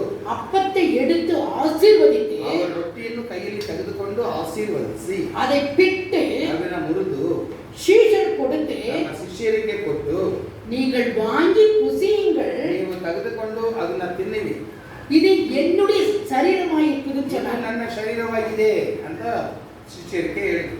ஆண்டவர் தன்னுடைய சரீரமா இருக்குன்னு அப்பதான் சீஷர் முத கொடுக்கிறார் கம்யூனியன். ಮೊಟ್ಟ ಮೊದಲಾಗಿ ನನ್ನ ಶರೀರವೇ ದೇವರ ರೊಟ್ಟಿಯಾಗಿದೆ ಅಂತ ಹೇಳಿ ಅವರಿಗೆ ತಿಳಿಸಿಕೊಟ್ಟರು ಯೇಸು ಸ್ವಾಮಿ ಮೊಟ್ಟ ಮೊದಲಾಗಿ. பின்பு பாத்திரத்தை எடுத்து 27ರಲ್ಲಿ ಮತ್ತೆ ಪಾತ್ರವನ್ನು ತೆಗೆದುಕೊಂಡು ஸ்தோத்திரம் பண்ணி ಸ್ತೋತ್ರವು ಮಾಡಿ அவர்களுக்கு கொடுத்து, ಅವರ ಹತ್ರ ಕೊಟ್ಬಿಟ್ಟು, நீங்கள் எல்லோரும் இதில் பானம் பண்ணுங்கள், ನೀವೆಲ್ಲರೂ ಇದರಲ್ಲಿ ಬಾಣ ಮಾಡಿರಿ, ஏன்னா இது என்னுடைய ரத்தமா இருக்குதுன்னு ಇದು சொன்னாங்க. ನಿಮ್ಮ ಪಾಪ ಪರಿಹಾರಕ್ಕಾಗಿ ನನ್ನ ರಕ್ತವಾಗಿದೆ. அப்படி மட்டும் சொல்லல, அது மட்டும் சொல்லல, ಅದೇ ಅಲ್ಲ, உங்களுக்கு பாவ மன்னிப்பு உண்டாகும்படி ನಿಮ್ಮ ಪ್ರತಿಯೊಬ್ಬರಿಗೂ ಪಾಪ ಪರಿಹಾರ ಉಂಟಾಗೋದಕ್ಕೋಸ್ಕರವೇ புது உடன்படிக்கையின் ரத்தம்ன்றார். ಇದು ಹೊಸ ಒಡಂಬಡಿಕೆಯ ರಕ್ತವಾಗಿದೆ. ಹಲ್ಲೆಲೂಯಾ. அப்போ இயேசு எனக்காக என் பாவத்தை மன்னிக்கிறதுக்காக ಯೇಸು ನನ್ನ ಪಾಪ ಪರಿಹಾರಕ್ಕೋಸ್ಕರ, ಕ್ಷಮಿಸೋದಕ್ಕೋಸ್ಕರ தன்னுடைய சரீரத்தை, தன்னுடைய ரத்தத்தை எனக்காக கொடுத்திருக்கிறார். ಅವರ ಶರೀರವನ್ನು ಅವರ ರಕ್ತವನ್ನು ನನಗೋಸ್ಕರ ನೀಡಿದ್ದಾರೆ. அப்ப இப்பதான் அந்த கம்யூனியனே ஸ்டார்ட் ஆகுது. ಈಗಲೇ ಆ ಒಂದು ದೇವರ ಪಂದಿ ಅಲ್ಲಿ ಶುರುವಾಗ್ತದೆ. இயேசுவும் முழுகி ஞானசாரம் எடுத்தார். ಯೇಸುನು ನಂತರ ನೀರಲ್ಲಿ ಮುಳುಗಿ ದೀಕ್ಷಾಸ್ನಾನ ಪಡೆದರು. அவருடைய சீஷரும் தண்ணில முழுகி ஞானசாரம் ಅವರ எடுத்தாங்க. ಶಿಷ್ಯರು ಎಲ್ಲರೂ ನೀರಲ್ಲಿ ಮುಳುಗಿ ದೀಕ್ಷಾಸ್ನಾನ ಪಡೆದವರಾಗಿದ್ದಾರೆ. அதனால தான் அவங்க எலிஜிபிளா இருந்தாங்க. ಆದ್ದರಿಂದ ಅವರೆಲ್ಲರಿಗೂ ದೇವರ ಪಂದಿಯಲ್ಲಿ ಪಾಲ್ಗೊಳ್ಳಕ್ಕೆ ಹಕ್ಕು ಇತ್ತು. அந்த இடத்துல கூடியிருந்தவங்க எல்லாருமே ಅಲ್ಲಿ ಸಭೆ ಸೇರುವ ಪ್ರತಿಯೊಬ್ಬರು முழுகி ஞானசாரம் பெற்றவங்க. ದೀಕ್ಷಾಸ್ನಾನ ನೀರಲ್ಲಿ ಮುಳುಗಿ ಪಡೆದಿರುವ ವ್ಯಕ್ತಿಗಳು.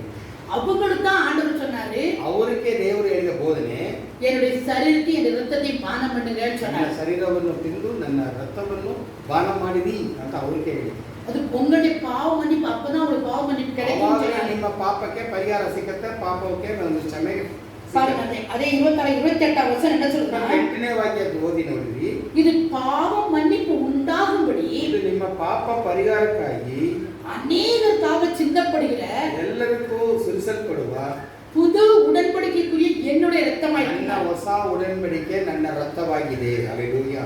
அப்போ ಆಂಡವರು இப்பதான் சொல்லி புது உடன்படிக்கை நமக்குள்ள உண்டாக்கியிருக்கார். ಇದೇನೇ ಮೊಟ್ಟ ಮೊದಲಾಗಿ ಹೊಸ ಒಡಂಬಡಿಕೆಯಾಗಿ ದೇವರು ನಮಗೆ ಕೊಟ್ಟಿದ್ದಾರೆ. இந்த உடன்படிக்கையின்படி ಈ ಒಂದು ಒಡಂಬಡಿಕೆ ಪ್ರಕಾರ தண்ணில முங்கி ஞானசாரம் வாங்கியிருக்கணும். ದೀಕ್ಷಾಸ್ನಾನ ನೀರಲ್ಲಿ ಮುಳುಗಿ ತೆಗೆದಿರಬೇಕು ವ್ಯಕ್ತಿ. ஏன்னா இயேசுவை போல நம்ம ஞானசாரம் வாங்கினா ಯೇಸು ಸ್ವಾಮಿ ತರನೇ ನಾವು ನೀರಲ್ಲಿ ಮುಳುಗಿ ದೀಕ್ಷಾಸ್ನಾನ ಪಡೆದ್ರೇನೆ இயேசுடைய சீஷரும், இயேசுடைய பிள்ளைகளும், இயேசுடைய விசுவாசிகளும், ಯೇಸುವಿನ ಶಿಷ್ಯರು, ಅವರ ಮೇಲೆ ನಂಬಿಕೆ ಇರುವ ಪ್ರತಿಯೊಬ್ಬರು இயேசுவின் ராஜ்யத்துக்கு போக முடியும். ಯೇಸುವಿನ ರಾಜ್ಯಕ್ಕೆ ಹೋಗೋದಕ್ಕೆ ಅವರಿಗೆ ಯೋಗ್ಯತೆ ಇದೆ. அவர் சித்தத்துப்படி செய்யறவங்களுக்கு தான் அந்த இடம் உண்டு. ಅವ್ರ ಸಿದ್ಧವನ್ನು ಪ್ರಕಾರ ಮಾಡೋದಕ್ಕೆ ಅಲ್ಲಿ ಪರಲೋಕ ರಾಜ್ಯದಲ್ಲಿ ಜಾಗ ಉಂಟು. அது மட்டும் இல்ல, அவர் என்ன சொல்றாருன்னா, ಅದು ಒಂದೇ ಅಲ್ಲ, ಅವ್ರು ಏನ್ ಹೇಳ್ತಾ ಇದ್ದಾರೆ? 29 வசனம் பாருங்க. 29ನೇ ವಾಕ್ಯ ಇನ್ನೊಂದು ಸತಿ ಓದಿ ನೋಡಿ. இது முதல் ಇವತ್ತಿಂದ 21, அதே 26 அதிகாரம் 29 வசனம், 26, 29, 26 அதிகாரம் 29 வசனம். இது முதல் ಇವತ್ತಿಂದ இந்த திராட்சை, இது முதல் இந்த ದಿನದಿಂದ ಈ ದ್ರಾಕ್ಷಿ ರಸವನ್ನು நவமானதாய் ಹೊಸದಾಗಿ உங்களோடு கூட ನಿಮ್ಮೊಂದಿಗೆ என் பிதாவின் ராஜ்யத்திலே ನನ್ನ ತಂದೆ ರಾಜ್ಯದಲ್ಲಿ நான் பானம் பண்ணும் நாள் வரைக்கும் ನಾನು ಬಾಣ ಮಾಡುವ ತಕ್ಷಣ ಸಮಯ ತನಕ இதை பானம் பண்ணுவதில்லை. ನಾನು ಇದರಲ್ಲಿ ಬಾಣ ಮಾಡೋದಿಲ್ಲ. உங்களுக்கு சொல்றேன். ನಾನು ನಿಮಗೆ ಹೇಳ್ತೀನಿ ಅಂತ ಈ ಸಮಯ ಹೇಳಿದ್ದಾರೆ.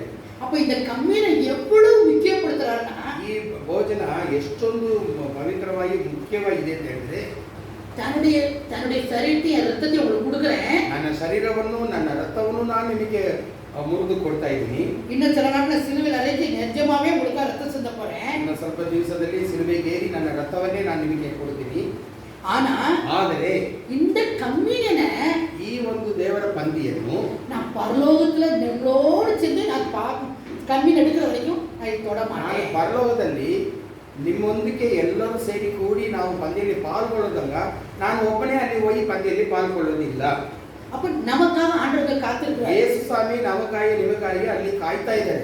அந்த கம்யூனியனுக்கு நம்ம மூழ்கி ஞானத்தை எடுத்துக்கொண்டு ಕಮ್ಯುನಿಟಿಗೆ ನೀವು ಮೂழ்ಗಿ ದೀಕ್ಷಾಸ್ನಾನ ಪಡೆದಿರೋದು ಮೊದಲನೇ ಒಂದು ಹಕ್ಕು.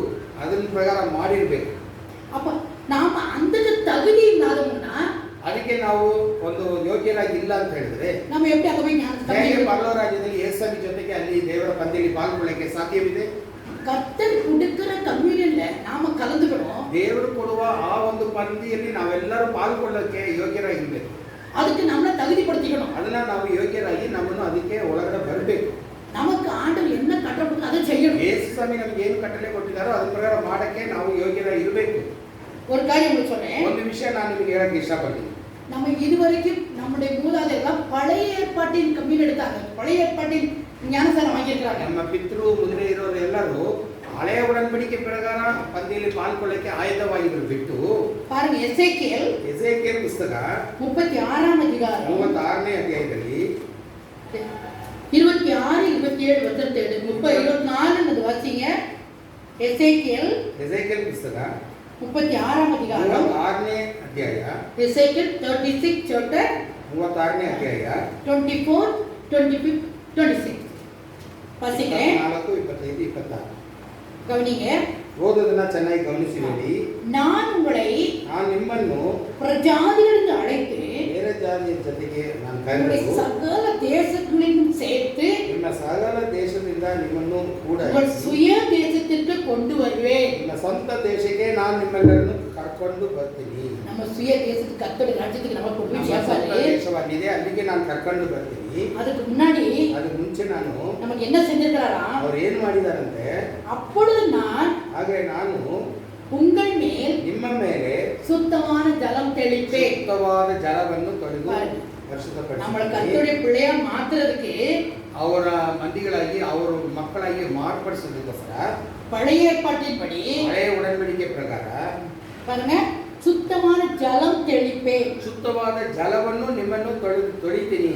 நான் எல்லா அசுத்தங்களையும் ನಾನು ನಿಮ್ಮ ಎಲ್ಲ ಅಶುದ್ಧವಲ್ಲ, உங்களுடைய எல்லா நரகலான விக்கிரங்களையும் நீக்கி ವಿಗ್ರಹದ ಇರುವ ನರಗಳಾದ ಮಾಂಸವಲ್ಲ, அப்ப நம்மகிட்ட கெட்ட விளக்கு எல்லாத்தையும் தூக்கி போட்டு ಪ್ರಕಾರ ಇರುವ ಎಲ್ಲ ಕೆಟ್ಟ உங்களை ಸ್ವಭಾವ சுத்தமாக்குவேன். ನೀಗಿಸಿ ನಿಮ್ಮನ್ನು ಶುದ್ಧಪಡಿಸುತ್ತೀನಿ. நீங்கள் சுத்தமாவீர்கள். ಆಗ ನೀವು ಶುದ್ಧ ಹೊಂದುತ್ತೀರಿ. 26 பாருங்க. 26ರಲ್ಲಿ உங்களுக்கு நவமான இதயத்தை கொடுத்து ನಿಮಗೆ ಹೊಸ ಹೃದಯವನ್ನು ನಾನು ನಿಮಗೆ ನೀಡಿ உங்கள் உள்ளத்திலே புதிய ஆவியை ನಿಮ್ಮ கட்டளையிட்டு ಹೃದಯದಲ್ಲಿ ಒಂದು ಹೊಸ ಆವಿಯನ್ನು ನಾನು ಕಟ್ಟಳೆ ಮಾಡಿ கல்லான இதயத்தை ಕಲ್ಲಾಗಿರುವ ಹೃದಯವನ್ನು உங்க மாம்சத்தை எடுத்து போட்டு ಕಲ್ಲಾಗಿರುವ ಹೃದಯದಲ್ಲಿ ನಿಮ್ಮ ಮಾಂಸವನ್ನು ಎತ್ತಾಕಿ ತೆಗೆದಾಕಿ சத்தியான இதயத்தை கொடுப்பேன். ಮಾಂಸವಾದ ಒಂದು ಹೃದಯವನ್ನು ನಾನು ನಿಮಗೆ ನೀಡುತ್ತೇನೆ. அப்படின்னா கல்லான இது கெட்ட காரியம் செய்யற இதயத்தை எடுத்து போட்டு சுத்தரித்தவர். ಕಲ್ಲಾಗಿರುವ ಚಿಂತೆ ಎಲ್ಲ ತೆಗೆದಾಕಿ ದೇವರು ಸುತ್ತ ಒಂದು நம் ಮಾಂಸವಾಗಿ உள்ளத்தை ஆவியை வைத்து ನಿಮ್ಮ ಹೃದಯದಲ್ಲಿ ನನ್ನ ಆವಿಯನ್ನೇ ನಾನು ನೀಡಿ உங்களை கட்டளை நடக்கவும்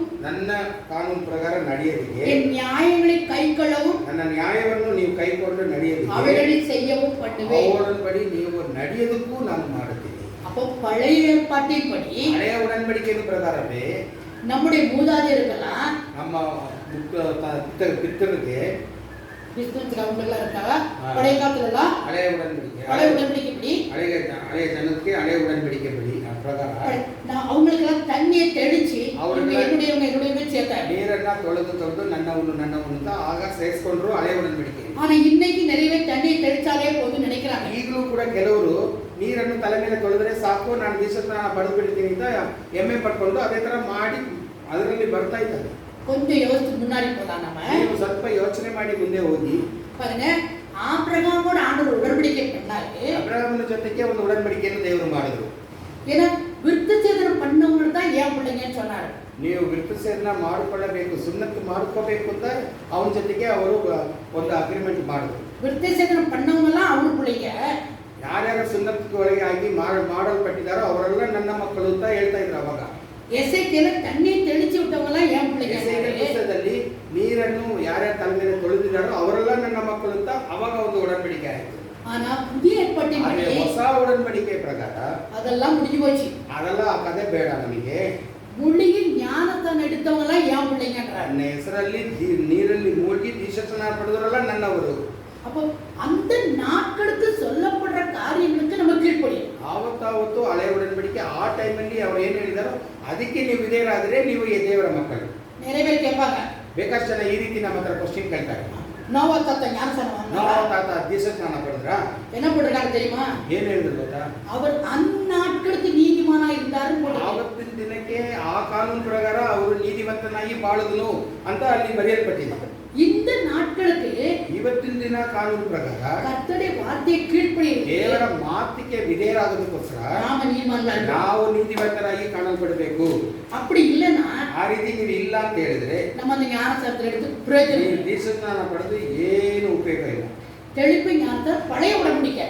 ನೀವು ತೊಳೆದುಕೊಂಡು ತಲೆ ಮೇಲೆ ತೊಳೆಯೋದೊಂದು ದೀಕ್ಷಾಸ್ನಾನ ಹಳೆಯ ಉಡன்பಡಿಕೆ ಪ್ರಕಾರ ಬಂದಿರುವ. ஆபிரகாம் காலத்தோட விருத்தசேதனம் பண்ணிக்கன்னு சொன்னா கர்த்தர் ஏத்துக்கிறாரா? ಅಬ್ರಹಾಮನ ಪ್ರಕಾರ ಅಲ್ಲಿ ಸುನ್ನತ್ತು ಮಾಡಿಕೊಂಡ್ರೆ ಅವರೆಲ್ಲ ಪರಿಶುದ್ಧ ಜಾತಿ ಅಂತ ಹೇಳಿ ಆವಾಗ ಅಬ್ರಹಾಮನಿಗೆ ಹೇಳಿದ್ರು. ಅದನ್ನ ಪ್ರಕಾರ ಅವನು ಮಾಡ್ದ. அந்நாட்களுக்கு அது தேவைப்பட்டுச்சு. ಆವತ್ತಿನ ದಿವಸಕ್ಕೆ ದೇವರ ದೃಷ್ಟಿಯಲ್ಲಿ ಅದು ಚೆನ್ನಾಗಿ ಪರಿಶುದ್ಧವಾಗಿ ಕಾಣಲ್ಪಡ್ತು. ஆனா கர்த்தருடைய பரலோகத்துல இருக்கிற பந்திக்கு நீங்க எழுதி வரணும்னா தகுதி ಅಲ್ಲವ ರಾಜ್ಯದಲ್ಲಿ ಒಂದು ಪಂದ್ಯ ಇದೆಯಲ್ಲ, ಅದಕ್ಕೆ ನೀವು ವಿಧೇಯರಾಗಬೇಕಾದ್ರೆ நீங்க மூழ்கிதான் ஞானம் ಈಗ ಹೊಸ ಒಡன்பಡಿಕೆ ಪ್ರಕಾರ ನೀರಲ್ಲಿ ಮೂழ்ಗಿ ಯೇಸು ಸ್ವಾಮಿ ತರ ನೀವು ದೀಕ್ಷಾಸ್ನಾನ ಪಡೆದಿರಬೇಕು. எபிரேயர் 10:22 கரெக்ಟா சொல்லிட்டார். ಇಬ್ರೇಯರಲ್ಲಿ 10:22 ದೇವರು ಬಹಳ ಚೆನ್ನಾಗಿ ಹೇಳ್ಬಿಟ್ಟಿದ್ದಾರೆ. ಮೊದಲನೇ ஆண்டவரே இப்படி நீ ஞானத்தான எடுத்தாதான் உனக்கு பாவ மன்னிப்பு கிடைக்கும். ಈ ರೀತಿ ನೀನು ದೀಕ್ಷಾಸ್ನಾನ ಪಡೆದರೆ ನಿನಗೆ ಪಾಪ ಪರಿಹಾರ ಆಗಿ ನಿನಗೆ ದೀಕ್ಷಾಸ್ನಾನ ಸಿಕ್ಕತ್ತೆ. அவர் சொல்றாரு, இயேசு போல ஞானஸ்நானம் எடுத்து ಯೇಸು ತರ ನೀನು ದೀಕ್ಷಾಸ್ನಾನ ಪಡೆದು இயேசு கொடுத்த கம்யூனில கலந்துட்டாதான் ಯೇಸು ಸ್ವಾಮಿ ಕೊಟ್ಟಿದ್ದ ಆ ಭೋಜನದಲ್ಲಿ ನೀನು ಪಾಲ್ಗೊಂಡ್ರೆ, இயேசுடைய சரீரத்தை குடிச்சு இயேசு ரத்தத்தை பானம் பண்ணாதான் ಯೇಸು ಸ್ವಾಮಿ ಶರೀರವನ್ನು ತಿಂದು ಮತ್ತೆ ಅವರ ರಕ್ತವನ್ನು ಪಾನ ಮಾಡಿದ್ರೆ ಮಾತ್ರವೇ ஆண்டவர் வருகையில் நம்ம எடுத்துட்டு ಯೇಸು போவோம். ಸ್ವಾಮಿ ಕಡೆಯದಾಗಿ ಬರುವಾಗ ನಮ್ಮ ಪ್ರತಿಯೊಬ್ಬರನ್ನು ತಮ್ಮೊಂದಿಗೆ ಅವರು ತಗೊಂಡು ಹೋಗ್ತಾರೆ. அவங்களுக்கு தான் நித்திய ஜீவன் தருவேன். ಅವರಿಗೆ ನಿತ್ಯ ಜೀವ ಪಡೆದುಕೊಳ್ಳೋ ಹಕ್ಕು ಅವರಿಗೆ ನಾನು ಕೊಡ್ತೀನಿ ಅಂತ ಬೈಬಲಲ್ಲಿ ಬರೆದಿದೆ. நம்ம ஏமாந்துட்டோம்னா ಆದರೆ ನಮ್ಮನ್ನು ಏಮಾರಿಸಲ್ಪಡೋಕೆ ಜನ கைவிடப்பட்டுருவோம். ಆವಾಗ ನಮ್ಮ ದೇವರು இன்றைக்கு ನಮ್ಮ நீங்க யோசிச்சு பாருங்க. ಇವತ್ತು ಒಂದಿನ ನೀವು ಇವಾಗ ಯೋಚನೆ ಮಾಡಿ தயவு செய்து கொஞ்ச நேரம் யோசிச்சு பாருங்க. ದಯವಿಟ್ಟು ನಿಮ್ಮನ್ನು ನೋಡಿ ಪರಿಶೋಧನೆ ಮಾಡಿ. நீங்க பழைய உடன்படிக்கையின்படி ஞானஸ்நானம் வாங்கிட்டு ಹಳೆಯ ಉಡன்பಡಿಕೆ ಪ್ರಕಾರ ನೀವು ದೀಕ್ಷಾಸ್ನಾನ ಪಡೆದು புதிய ஏற்பாட்டின் கம்யூனி எப்படி நீங்க வாங்கலாம்? ಹೊಸ ಉಡன்பಡಿಕೆ ಪ್ರಕಾರ ದೇವರ ಪಂದ್ಯದಲ್ಲಿ ಹೇಗೆ ಪಾಲ್ಗೊಳ್ಳುತ್ತೀರಿ? அது இயேசு சொன்னாரு, முழுகி ஞானஸ்நானம் எடுத்ததுக்கு அப்புறம் கொடுத்த கம்யூனி அது. ಯೇಸು ಸ್ವಾಮಿ ಮಾಡಿದ್ದು ಯಾರ್ಯಾರು ದೀಕ್ಷಾಸ್ನಾನ ನೀರಲ್ಲಿ ಮೂழ்ಗಿ ತೆಗೆದುಕೊಂಡಿದ್ದಾರೋ ಅವರು ಕೊಟ್ಟಿದ್ದ ಒಂದು ದೇವರ ಪಂದ್ಯ. இந்த கம்யூனியை நான் அங்க போய் நான் சாப்பிட வரைக்கும் நான் தொட மாட்டேன்றாரு. ಇದೇ ಪಂದ್ಯವನ್ನು ನಿಮ್ಮೆಲ್ಲರ ಜೊತೆಗೆ ಪರಿಶುದ್ಧ ನಗರವಾದ ಪರಲೋಕದಲ್ಲಿ ನಿಮ್ ಜೊತೆಗೆ ತಗೊಳ್ಳೋದಾಗ ನಾನು ಅಲ್ಲಿ ಪಾಲ್ಗೊಳ್ಳೋದಿಲ್ಲ ಅಂತ அதுதான் உங்களுக்கு அவர் வெயிட் பண்றேன்றாரு. ನಿಮಗೋಸ್ಕರ ನಾನು ಕಾಯ್ತಾ ಇದ್ದೀನಿ. ನನ್ನ ಪರಿಶುದ್ಧ ಜನರು ಅಲ್ಲಿ ಬರಬೇಕು ಅಂತ ಕಾಯ್ತಾ ಇದ್ದೀನಿ. அப்போ அந்த பந்தியில கலந்துக்கிறதுக்கு ಆ ಪಂದ್ಯದಲ್ಲಿ ಪಾಲ್ಗೊಳ್ಳೋದಕ್ಕೆ நீங்க அவரை போல ஞானத்தை எடுத்து அவரை போல வாழணுமா வேண்டாம்? ನೀವು ಅವರಾಗೆ ಬಾಳಿ ಅವರಾಗೆ ನೀವು ಪರಲೋರಾಜ್ಯವನ್ನು ಪಡೆಯಬೇಕಾ ಬೇಡವಾ ತೀರ್ಮಾನ ಮಾಡಿ. இல்லைன்னா உங்களுக்கு எப்படி அந்த பந்தி கிடைக்கும்? ಹೇಗೆ ನೀವು ಪರಲೋರಾಜ್ಯದಲ್ಲಿ ಪಾಲ್ಗೊಳ್ತೀರಾ ಪಂದ್ಯದಲ್ಲಿ? நம்ம பரலோகத்துக்கு வருவோம், ஏன்னா விசுவாசிச்சோம், அதனால பரலோகத்துக்கு ದೇವರ வருவோம். ಮೇಲೆ ನಂಬಿಕೆ ಇಟ್ಟು ಒಳ್ಳೆಯದೆಲ್ಲ ಮಾಡಿದ್ರಿ, ಪರಲೋರಾಜ್ಯಕ್ಕೆ ಬರಕ್ಕೆ ஆனா நம்ம ಸಾಧ್ಯ. கொடுக்கிற கம்யூனிಟಿக்கு எப்படி ಆದರೆ ಯೇಸು தெரியும்? ಸ್ವಾಮಿ ತಮ್ಮೊಂದಿಗೆ ಪರಲೋರಾಜ್ಯದಲ್ಲಿ ಪಂದ್ಯದಲ್ಲಿ ಪಾಲ್ಗೊಳ್ಳಕ್ಕೆ ಆ ಒಂದು ಯೋಗ್ಯತೆ ನಿಮಗೆ ಇದೆಯಾ ಇಲ್ವಾ ಅಂತ ನೋಡಿನೇ ಅಲ್ಲಿ ಕೊಡೋದು. பாருங்க, யோவான் ಯೋಗಾನ ಪುಸ್ತಕದಲ್ಲಿ 6ஆம் அதிகாரம் 6ನೇ ಅಧ್ಯಾಯ அழகா சொல்றாரு ஆண்டவரே. ನೋಡಿ ಎಷ್ಟು ಚೆನ್ನಾಗಿ ಯೇಸು ಸ್ವಾಮಿ ಹೇಳ್ತಾ ಇದ್ದಾರೆ. என் சரீரத்தை புசித்தவங்கள தான் நித்திய ஜீவன் ನನ್ನ கொடுப்பேன். ಶರೀರವನ್ನು ತಿಂದವರನ್ನ ನಾನು ಪರಲೋಕ ರಾಜ್ಯಕ್ಕೆ ನಿತ್ಯ ಜೀವವನ್ನು ಕೊಡುವೆನು. ஏன்னா பரலோகத்துக்கு போறவங்க உண்டு. ಪರಲೋಕ ರಾಜ್ಯಕ್ಕೆ ಹೋಗೋರು ಬೇಕಷ್ಟು ಜನ ಉಂಟು. ஏன்னா 40 வசனம் என்ன சொல்லுதுன்னா 40ನೇ ವಾಕ್ಯ ಏನು ಹೇಳುತ್ತದೆ? விசுவாசிக்கிறவனுக்கு கடைசி நாள் எழுப்புவேன், நித்திய ஜீவன் தருவேன். ನಂಬಿಕೆ ಇಟ್ಟರೆ ಸಾಕು ಅವನ್ನ ನಾನು ಪರಲೋಕ ರಾಜ್ಯಕ್ಕೆ ಕರ್ಕೊಂಡು ಹೋಗ್ತೀನಿ ಅಂತ நம்ம ಹೇಳಿದ್ದಾರೆ. பரலோகத்துக்கு போறதுக்கு ಈಗ ಪರಲೋಕ ರಾಜ್ಯಕ್ಕೆ ಹೋಗೋದಕ್ಕೆ ಯೋಗ್ಯರಾಗಿದ್ದೀವಿ. நம்ம அடுத்தது பாருங்க, கம்யூனியன்ல கலந்துக்கிட்டாதான். ಆದ್ರೆ ದೇವರ ಪಂದಿಯಲ್ಲಿ ಪಾಲ್ಗೊಂಡ್ರೆ ಮಾತ್ರವೇ. பாருங்க 54 வசனம் வாசிங்க. 6ஆம் அதிகாரம் யோகாನ 6:54ನೇ ವಾಕ್ಯ ಓದಿರಿ. வாசிக்கிறேன். என் மாம்சத்தை புசித்து ಮಾಂಸವನ್ನು ತಿಂದು என் ரத்தத்தை பானம் பண்ணுகிறவனுக்கு ಪಾನ ಮಾಡುವವನಿಗೆ நித்திய ஜீவன் உண்டு. ನಿತ್ಯ ಜೀವ ಉಂಟು. நான் அதை கடைசி நாளில் ನಾನು எழுப்புவேன். ಅವನ್ನ ಕಡೆ ದಿವಸ ಎಬ್ಬಿಸ್ತೀನಿ. ಹಲ್ಲೆಲೂಯಾ. அப்ப என் மாம்சம் மெய்யான போஜனமாய் ನನ್ನ ಮಾಂಸವೇ ನನ್ನದೇನೆ ಮೆಯ್ಯಾದ ಒಂದು ಭೋಜನವಾಗಿದೆ. என் ரத்தம் மெய்யான பானமாய் இருக்குது. ನಾನು ಸುರಿಸಿರುವ ರಕ್ತವೇ ಅದು ನಿಮಗೆ ಪಾನವಾಗಿದೆ. இந்த கம்யூனியன் எடுத்தாதான் ಅಂತ ಒಂದು ದೇವರ ಪಂದಿಯಲ್ಲಿ ನೀವು ಪಾಲ್ಗೊಂಡ್ರೇನೆ நம்மள கடைசி நாள் ಕಡೆ எழுப்புவாரு, ದಿವಸ ನಿಮ್ಮನ್ನು ಎಬ್ಬಿಸಿ நித்திய ஜீவன் கொடுப்பாரு, ನಿತ್ಯ ಜೀವಕ್ಕೆ ನಿಮಗೆ ಕರ್ಕೊಂಡು ಹೋಗಿ பரலோக பத்தியில சேர்த்துக்குவாரு. ಪರಲೋಕದಲ್ಲಿ ಒಂದು ಪಂದಿ ಇದೆಯಲ್ಲ, ಅಲ್ಲಿ ನೀವು ಪಾಲ್ಗೊಳ್ಳಕ್ಕೆ ನಿಮಗೆ ಯೋಗ್ಯರಾಗಿ ನಿಮಗೆ ಮಾಡ್ತಾರೆ. நம்ம இங்கே முழுகி ஞானசாரம் எடுக்கலனா, ಇಲ್ಲೇ ನೀವು ದೀಕ್ಷಾ ಸ್ನಾನ ನೀರಲ್ಲಿ ಮುಳುಗಿ ತೆಗೆದುಕೊಂಡಿಲ್ಲ ಅಂತ ಹೇಳಿದ್ರೆ நம்ம பழைய ஏற்பாட்டின் பங்குடன் ಹಳೆಯ ಒಡಂಬಡಿಕೆ ಪ್ರಕಾರ ಈ ಭೂಮಿಯಲ್ಲಿ ನಿಮಗೆ ಎಲ್ಲ ಸಿಕ್ಕತ್ತೆ, ಪರಲೋಕ ರಾಜ್ಯದಲ್ಲಿ ಪಾಲ್ಗೊಳ್ಳಕ್ಕೆ ಸಾಧ್ಯವಿಲ್ಲ. புதிய ஏற்பாட்டின் கம்யூனியனை ಹೊಸ ಒಡಂಬಡಿಕೆ ಪ್ರಕಾರ ಬಂದಿರುವ ದೇವರ ಪಂದಿ, நீங்க எல்லாம் சர்ச்சில் கம்யூனியன் எடுக்கிறோம். எப்படி எடுக்கிறோம்? ನೀವೆಲ್ಲ ಈಗ ಪಂದಿಯಲ್ಲಿ ಪಾಲ್ಗೊಳ್ತೀರಲ್ಲ, ಹೇಗೆ ಪಡೆದುಕೊಳ್ತೀರಾ? பஸ்கா சாப்பிட என்ன சொல்றீங்க? ಪಸ್ಕಾ ನಾವು ತಿಂತಾ ಇದೀವಿ ಅಂತ ಏನಾದ್ರು ಹೇಳಿದ್ರೆ ಹಬ್ಬ ಆಚರಿಸ್ತೀವಿ. எத்தனையோ பாஸ்டர்ஸ், எத்தனையோ எல்டர்ஸ், எத்தனையோ மூப்பர்ஸ், எத்தனையோ பேர் பிஷப்புகள், எத்தனையோ பேர் இருக்கிறாங்க. ಎಷ್ಟೋ ಜನ ದೇವರ ಒಂದು ஊழியக்காரமா இருக்கிறாங்க. ದೇವರ ಸೇವಕರು ಇದ್ದಾರೆ. எல்லாருமே எப்படி சொல்லி கொடுக்குறீங்க? ಅವರೆಲ್ಲ ಪಂದಿಯಲ್ಲಿ ಕೊಡುವಾಗ ಮುರಿದು ಏನಂತ ಹೇಳಿ ಕೊಡ್ತಾರೆ? என்னை நினைவுகூர்படி செய்யுங்கள் என்று சொல்லி இயேசு சொன்னார்தான் சொல்றீங்க. ನನ್ನನ್ನು ನೆನಪಿಟ್ಕೊಂಡು ಇದನ್ನ ತೆಗೆದುಕೊಳ್ಳಿ ಅಂತ ಪಂದಿಯಲ್ಲಿ ಅದನ್ನ ಮುರಿದು ನಿಮ್ಮ ಕೈಗೆ ಕೊಡ್ತಾರೆ. அப்ப இயேசுவின் சரீரத்தை ரத்தத்தை பானம் பண்ணுங்கன்னு சொல்லி நீங்க கொடுக்கிற நீங்க ನನ್ನ ಶರೀರವನ್ನು ನನ್ನ ರಕ್ತವನ್ನು ಪಾನ ಮಾಡಿರಿ ಅಂತ ಕೊಡುವ ஒரு ನೀವು நிமிஷம் யோசித்து பாருங்க. ಒಂದು ನಿಮಿಷ ಯೋಚಿಸಿ ನೋಡಿರಿ. இயேசு எடுத்து ஞானஸ்தானம் வாங்கியிருக்கிறீங்களா? ಯೇಸು ಸ್ವಾಮಿ ಪಡೆದುಕೊಂಡ ದೀಕ್ಷಾಸ್ನಾನ ನಾವು ಪಡೆದಿದ್ವಾ? கொடுக்கிற நீங்க தகுதியா இருக்கிறீங்களா? ನೀವು ದೀಕ್ಷಾಸ್ನಾನ ಇದು ನೀವು ಪಂದಿಯಲ್ಲಿ ಪಾಲ್ಗೊಳ್ಳಕ್ಕೆ ಬೇರೆಯವರು ಕೊಡ್ತಿಲ್ಲ, ನೀವು ಯಾವ ರೀತಿ ದೀಕ್ಷಾಸ್ನಾನ ಪಡೆದಿದ್ದೀರಿ? நான் உங்களை குறையா சொல்லல, கோபமா சொல்லல, ತುಂಬ ದುಃಖத்தோடு சொல்றேன் நான். ದುಃಖದಿಂದ ನಾನು ಕೆಲವು ಪಾದ್ರಿಗಳಿಗೆ ನಾನು ಹೇಳ್ತೀನಿ, ಅಥವಾ ದೇವರ ಸೇವಕರು ನಾನು கைவிடப்படக்கூடாது ஆண்டவரே. ಒಬ್ಬರು ನಾವು ಯೇಸು ಸ್ವಾಮಿಯಿಂದ ಕೈ ಬಿಡಲು ಪಡಬಾರದು. எப்படி நாங்க பரலோக ராஜ்யத்துக்கு வந்து சேருவோம் தெரியும்? ಪರಲೋಕ ರಾಜ್ಯಕ್ಕೆ ನಾವು ಖಂಡಿತವಾಗಿ ಸೇರ್ತೀವಿ. ஏன்னா விசுவாசிக்கிற நித்திய ஜீவன் கொடுப்பேன். ಯಾಕಂದ್ರೆ ಯಾವನವನು ನಮ್ಮನ ಮೇಲೆ ನಂಬಿಕೆ ಇಟ್ಟಿದ್ದಾನೆ ಅವನಿಗೆ ಪರಲೋಕ ರಾಜ್ಯದ ನಿತ್ಯ ಜೀವವನ್ನು ಕೊಡ್ತೀನಿ ಅಂತ ದೇವರು ವಾಗ್ದಾನ ಮಾಡಿಬಿಟ್ಟವರಲ್ಲ. ஆனா முழுகி ஞானத்தை அங்க கம்மின்னு கொடுப்பேன்னு சொல்றீங்களே. ಪರಲೋಕ ರಾಜ್ಯಕ್ಕೆ ಬರ್ತೀವಿ, ಅದೇ ದೀಕ್ಷಾಸ್ನಾನ ನೀರಲ್ಲಿ ಮುಳುಗಿ ದೀಕ್ಷಾಸ್ನಾನ ಪಡೆದವರಿಗೆ ಮಾತ್ರ ಪರಲೋಕ ರಾಜ್ಯದ ಪಂದ್ಯದಲ್ಲಿ ಪಾಲು ಉಂಟು. ஆண்டவரே அந்த கம்மின்னு எனக்கு கிடைக்கணுமே. ಅಲ್ಲಿ ನಾನು ದೇವರ ಪಂದಿ ನನಗೆ ಬೇಕಲ್ಲಪ್ಪ, அதுக்கு நான் இங்கே என்னை தகுதிப்படுத்திக்கணுமே. ನನ್ನನ್ನು ಇಲ್ಲಿ ಯೋಗ್ಯನಾಗಿ ಮಾಡು. அந்த கம்மின்னு வாங்கணும்னா ಆ ಒಂದು ದೇವರ ಪಂದಿಯಲ್ಲಿ ಪಾಲ್ಗೊಳ್ಳಕ್ಕೆ இந்த ಯೋಗ್ಯನಾಗಿರಬೇಕು. பந்தியில் பங்கோடுறது தகுதியாகும். ಈ ಭೂಮಿಯಲ್ಲಿ ಪಂದಿಯಲ್ಲಿ ಪಾಲ್ಗೊಳ್ಳಕ್ಕೆ ಯೋಗ್ಯನಾಗಬೇಕು. இயேசு கொடுத்தது போல ಯೇಸು ತೆಗೆದುಕೊಂಡು ಅವರು ಪಂದಿಯಲ್ಲಿ ಪಾಲ್ಗೊಳ್ಳಕ್ಕೆ சீஷர் கொடுத்தார். ನಮ್ಮ ಶಿಷ್ಯರಿಗೆ ಪಂದಿಯಲ್ಲಿ ಪಾಲ್ಗೊಳ್ಳಕ್ಕೆ ಅವರು என்ன கட்டளை கொடுத்தாரு? ಅವರು ಕೊಟ್ಟಿದ್ದ ಕಟ್ಟಳೆ ಏನು? பிதா குமாரன் பரிசுத்த ஆவியானவரை ஞானஸ்தானம் கொடுங்கன்னு சொன்னார். ಓ ತಂದೆ ಮತ್ತೆ ಮಗನು ಪವಿತ್ರಾತ್ಮನ ಹೆಸರಿನಲ್ಲಿ ಅವರಿಗೆ ದೀಕ್ಷಾಸ್ನಾನ ಕೊಟ್ಟು. ஆனா நாம என்ன செய்றோம்? ಆದ್ರೆ ನಾವು ಮಾಡೋದ ವಿಷಯ ಏನು? பழைய ஏற்பாட்டின்படி ಹಳೆ ಒಡಂಬಡಿಕೆ ಪ್ರಕಾರ எசேக்கியேல் 36 அதிகாரம் சொன்னது போல 36ನೇ ಅಧ್ಯಾಯದಲ್ಲಿ ಹೇಳಲ್ಪಟ್ಟದ್ದು, வரவங்க தண்ணி தெளிச்சு ಬೇರೆಯವರ ಎಲ್ಲರಿಗೂ ತಲೆ ಮೇಲೆ ನೀರನ್ನು ತೊಳೆದು இதுதான் ஞானஸ்தானம் சொல்லி ஏமாத்துறோம். ದೀಕ್ಷಾಸ್ನಾನ ಆಗಿಬಿಟ್ಟಿದೆ ಅಂತ ಅವ್ರನ್ನ ಮೆಚ್ಚಿಕೊಳ್ಳದಂತೆ ನೀವು ಮಾಡ್ತೀವಿ. இதுதான் உபதேசம் சொல்றோம். ಇದೇನೇ ದೇವರು ಕೊಟ್ಟಿದ್ದ ಉಪದೇಶ ಅಂತ ನೀವು, இதுதான் மூல உபதேசம் சொல்றோம். ಇದೇನೇ ಮುಖ್ಯವಾಗಿರುವ ಉಪದೇಶ ಅಂತ ಹೇಳಿ ಅವ್ರನ್ನ ಏಮಾರಿಸ್ತೀವಿ. நம்ம போய் சொல்ல போனா ಆದ್ರೆ ನಾವು ಕರೆಕ್ಟ್ ಆಗಿರೋದನ್ನ ಹೇಳಕ್ ಹೋದ್ರೆ நீ மூல திருப்பி போடாத போன்றாங்க. ಯಾಕೆ ನೀವು ಗಟ್ಟಿಯಾಗಿರುವ ಉಪದೇಶವನ್ನು ಉಲ್ಟಾ ಮಾಡಿ ಹೇಳ್ತೀರಾ ಅಂತ ನಮ್ಮನ್ನೇ ಬೈತಾರೆ. ஆனா துக்கத்தோடு பாரத்தோடு எப்படியாவது கத்துக்கு வரமாட்டான்னு நம்ம போய் பாரத்தோட சொல்றோம். ನಾವು ಅವ್ರಿಗೆ ಹೇಗಾದ್ರೂ ಏಸಾಮಿಗಳಿಗೆ ನಿಜವಾಗಿ ಸತ್ಯ ವೇದದ ಪ್ರಕಾರ ಬರ್ತಾರ ಅಂತ ಭಾರದಿಂದ ಅವ್ರ ಹತ್ರ ಹೋಗಿ ಮಾತಾಡ್ತೀವಿ. தயவு இன்னைக்கு கொஞ்ச நேரம் யோசிச்சு ಇವತ್ತು ದಯವಿಟ್ಟು ನೀವು ಒಂದು ನಿಮಿಷ ಯೋಚನೆ ಮಾಡಿ.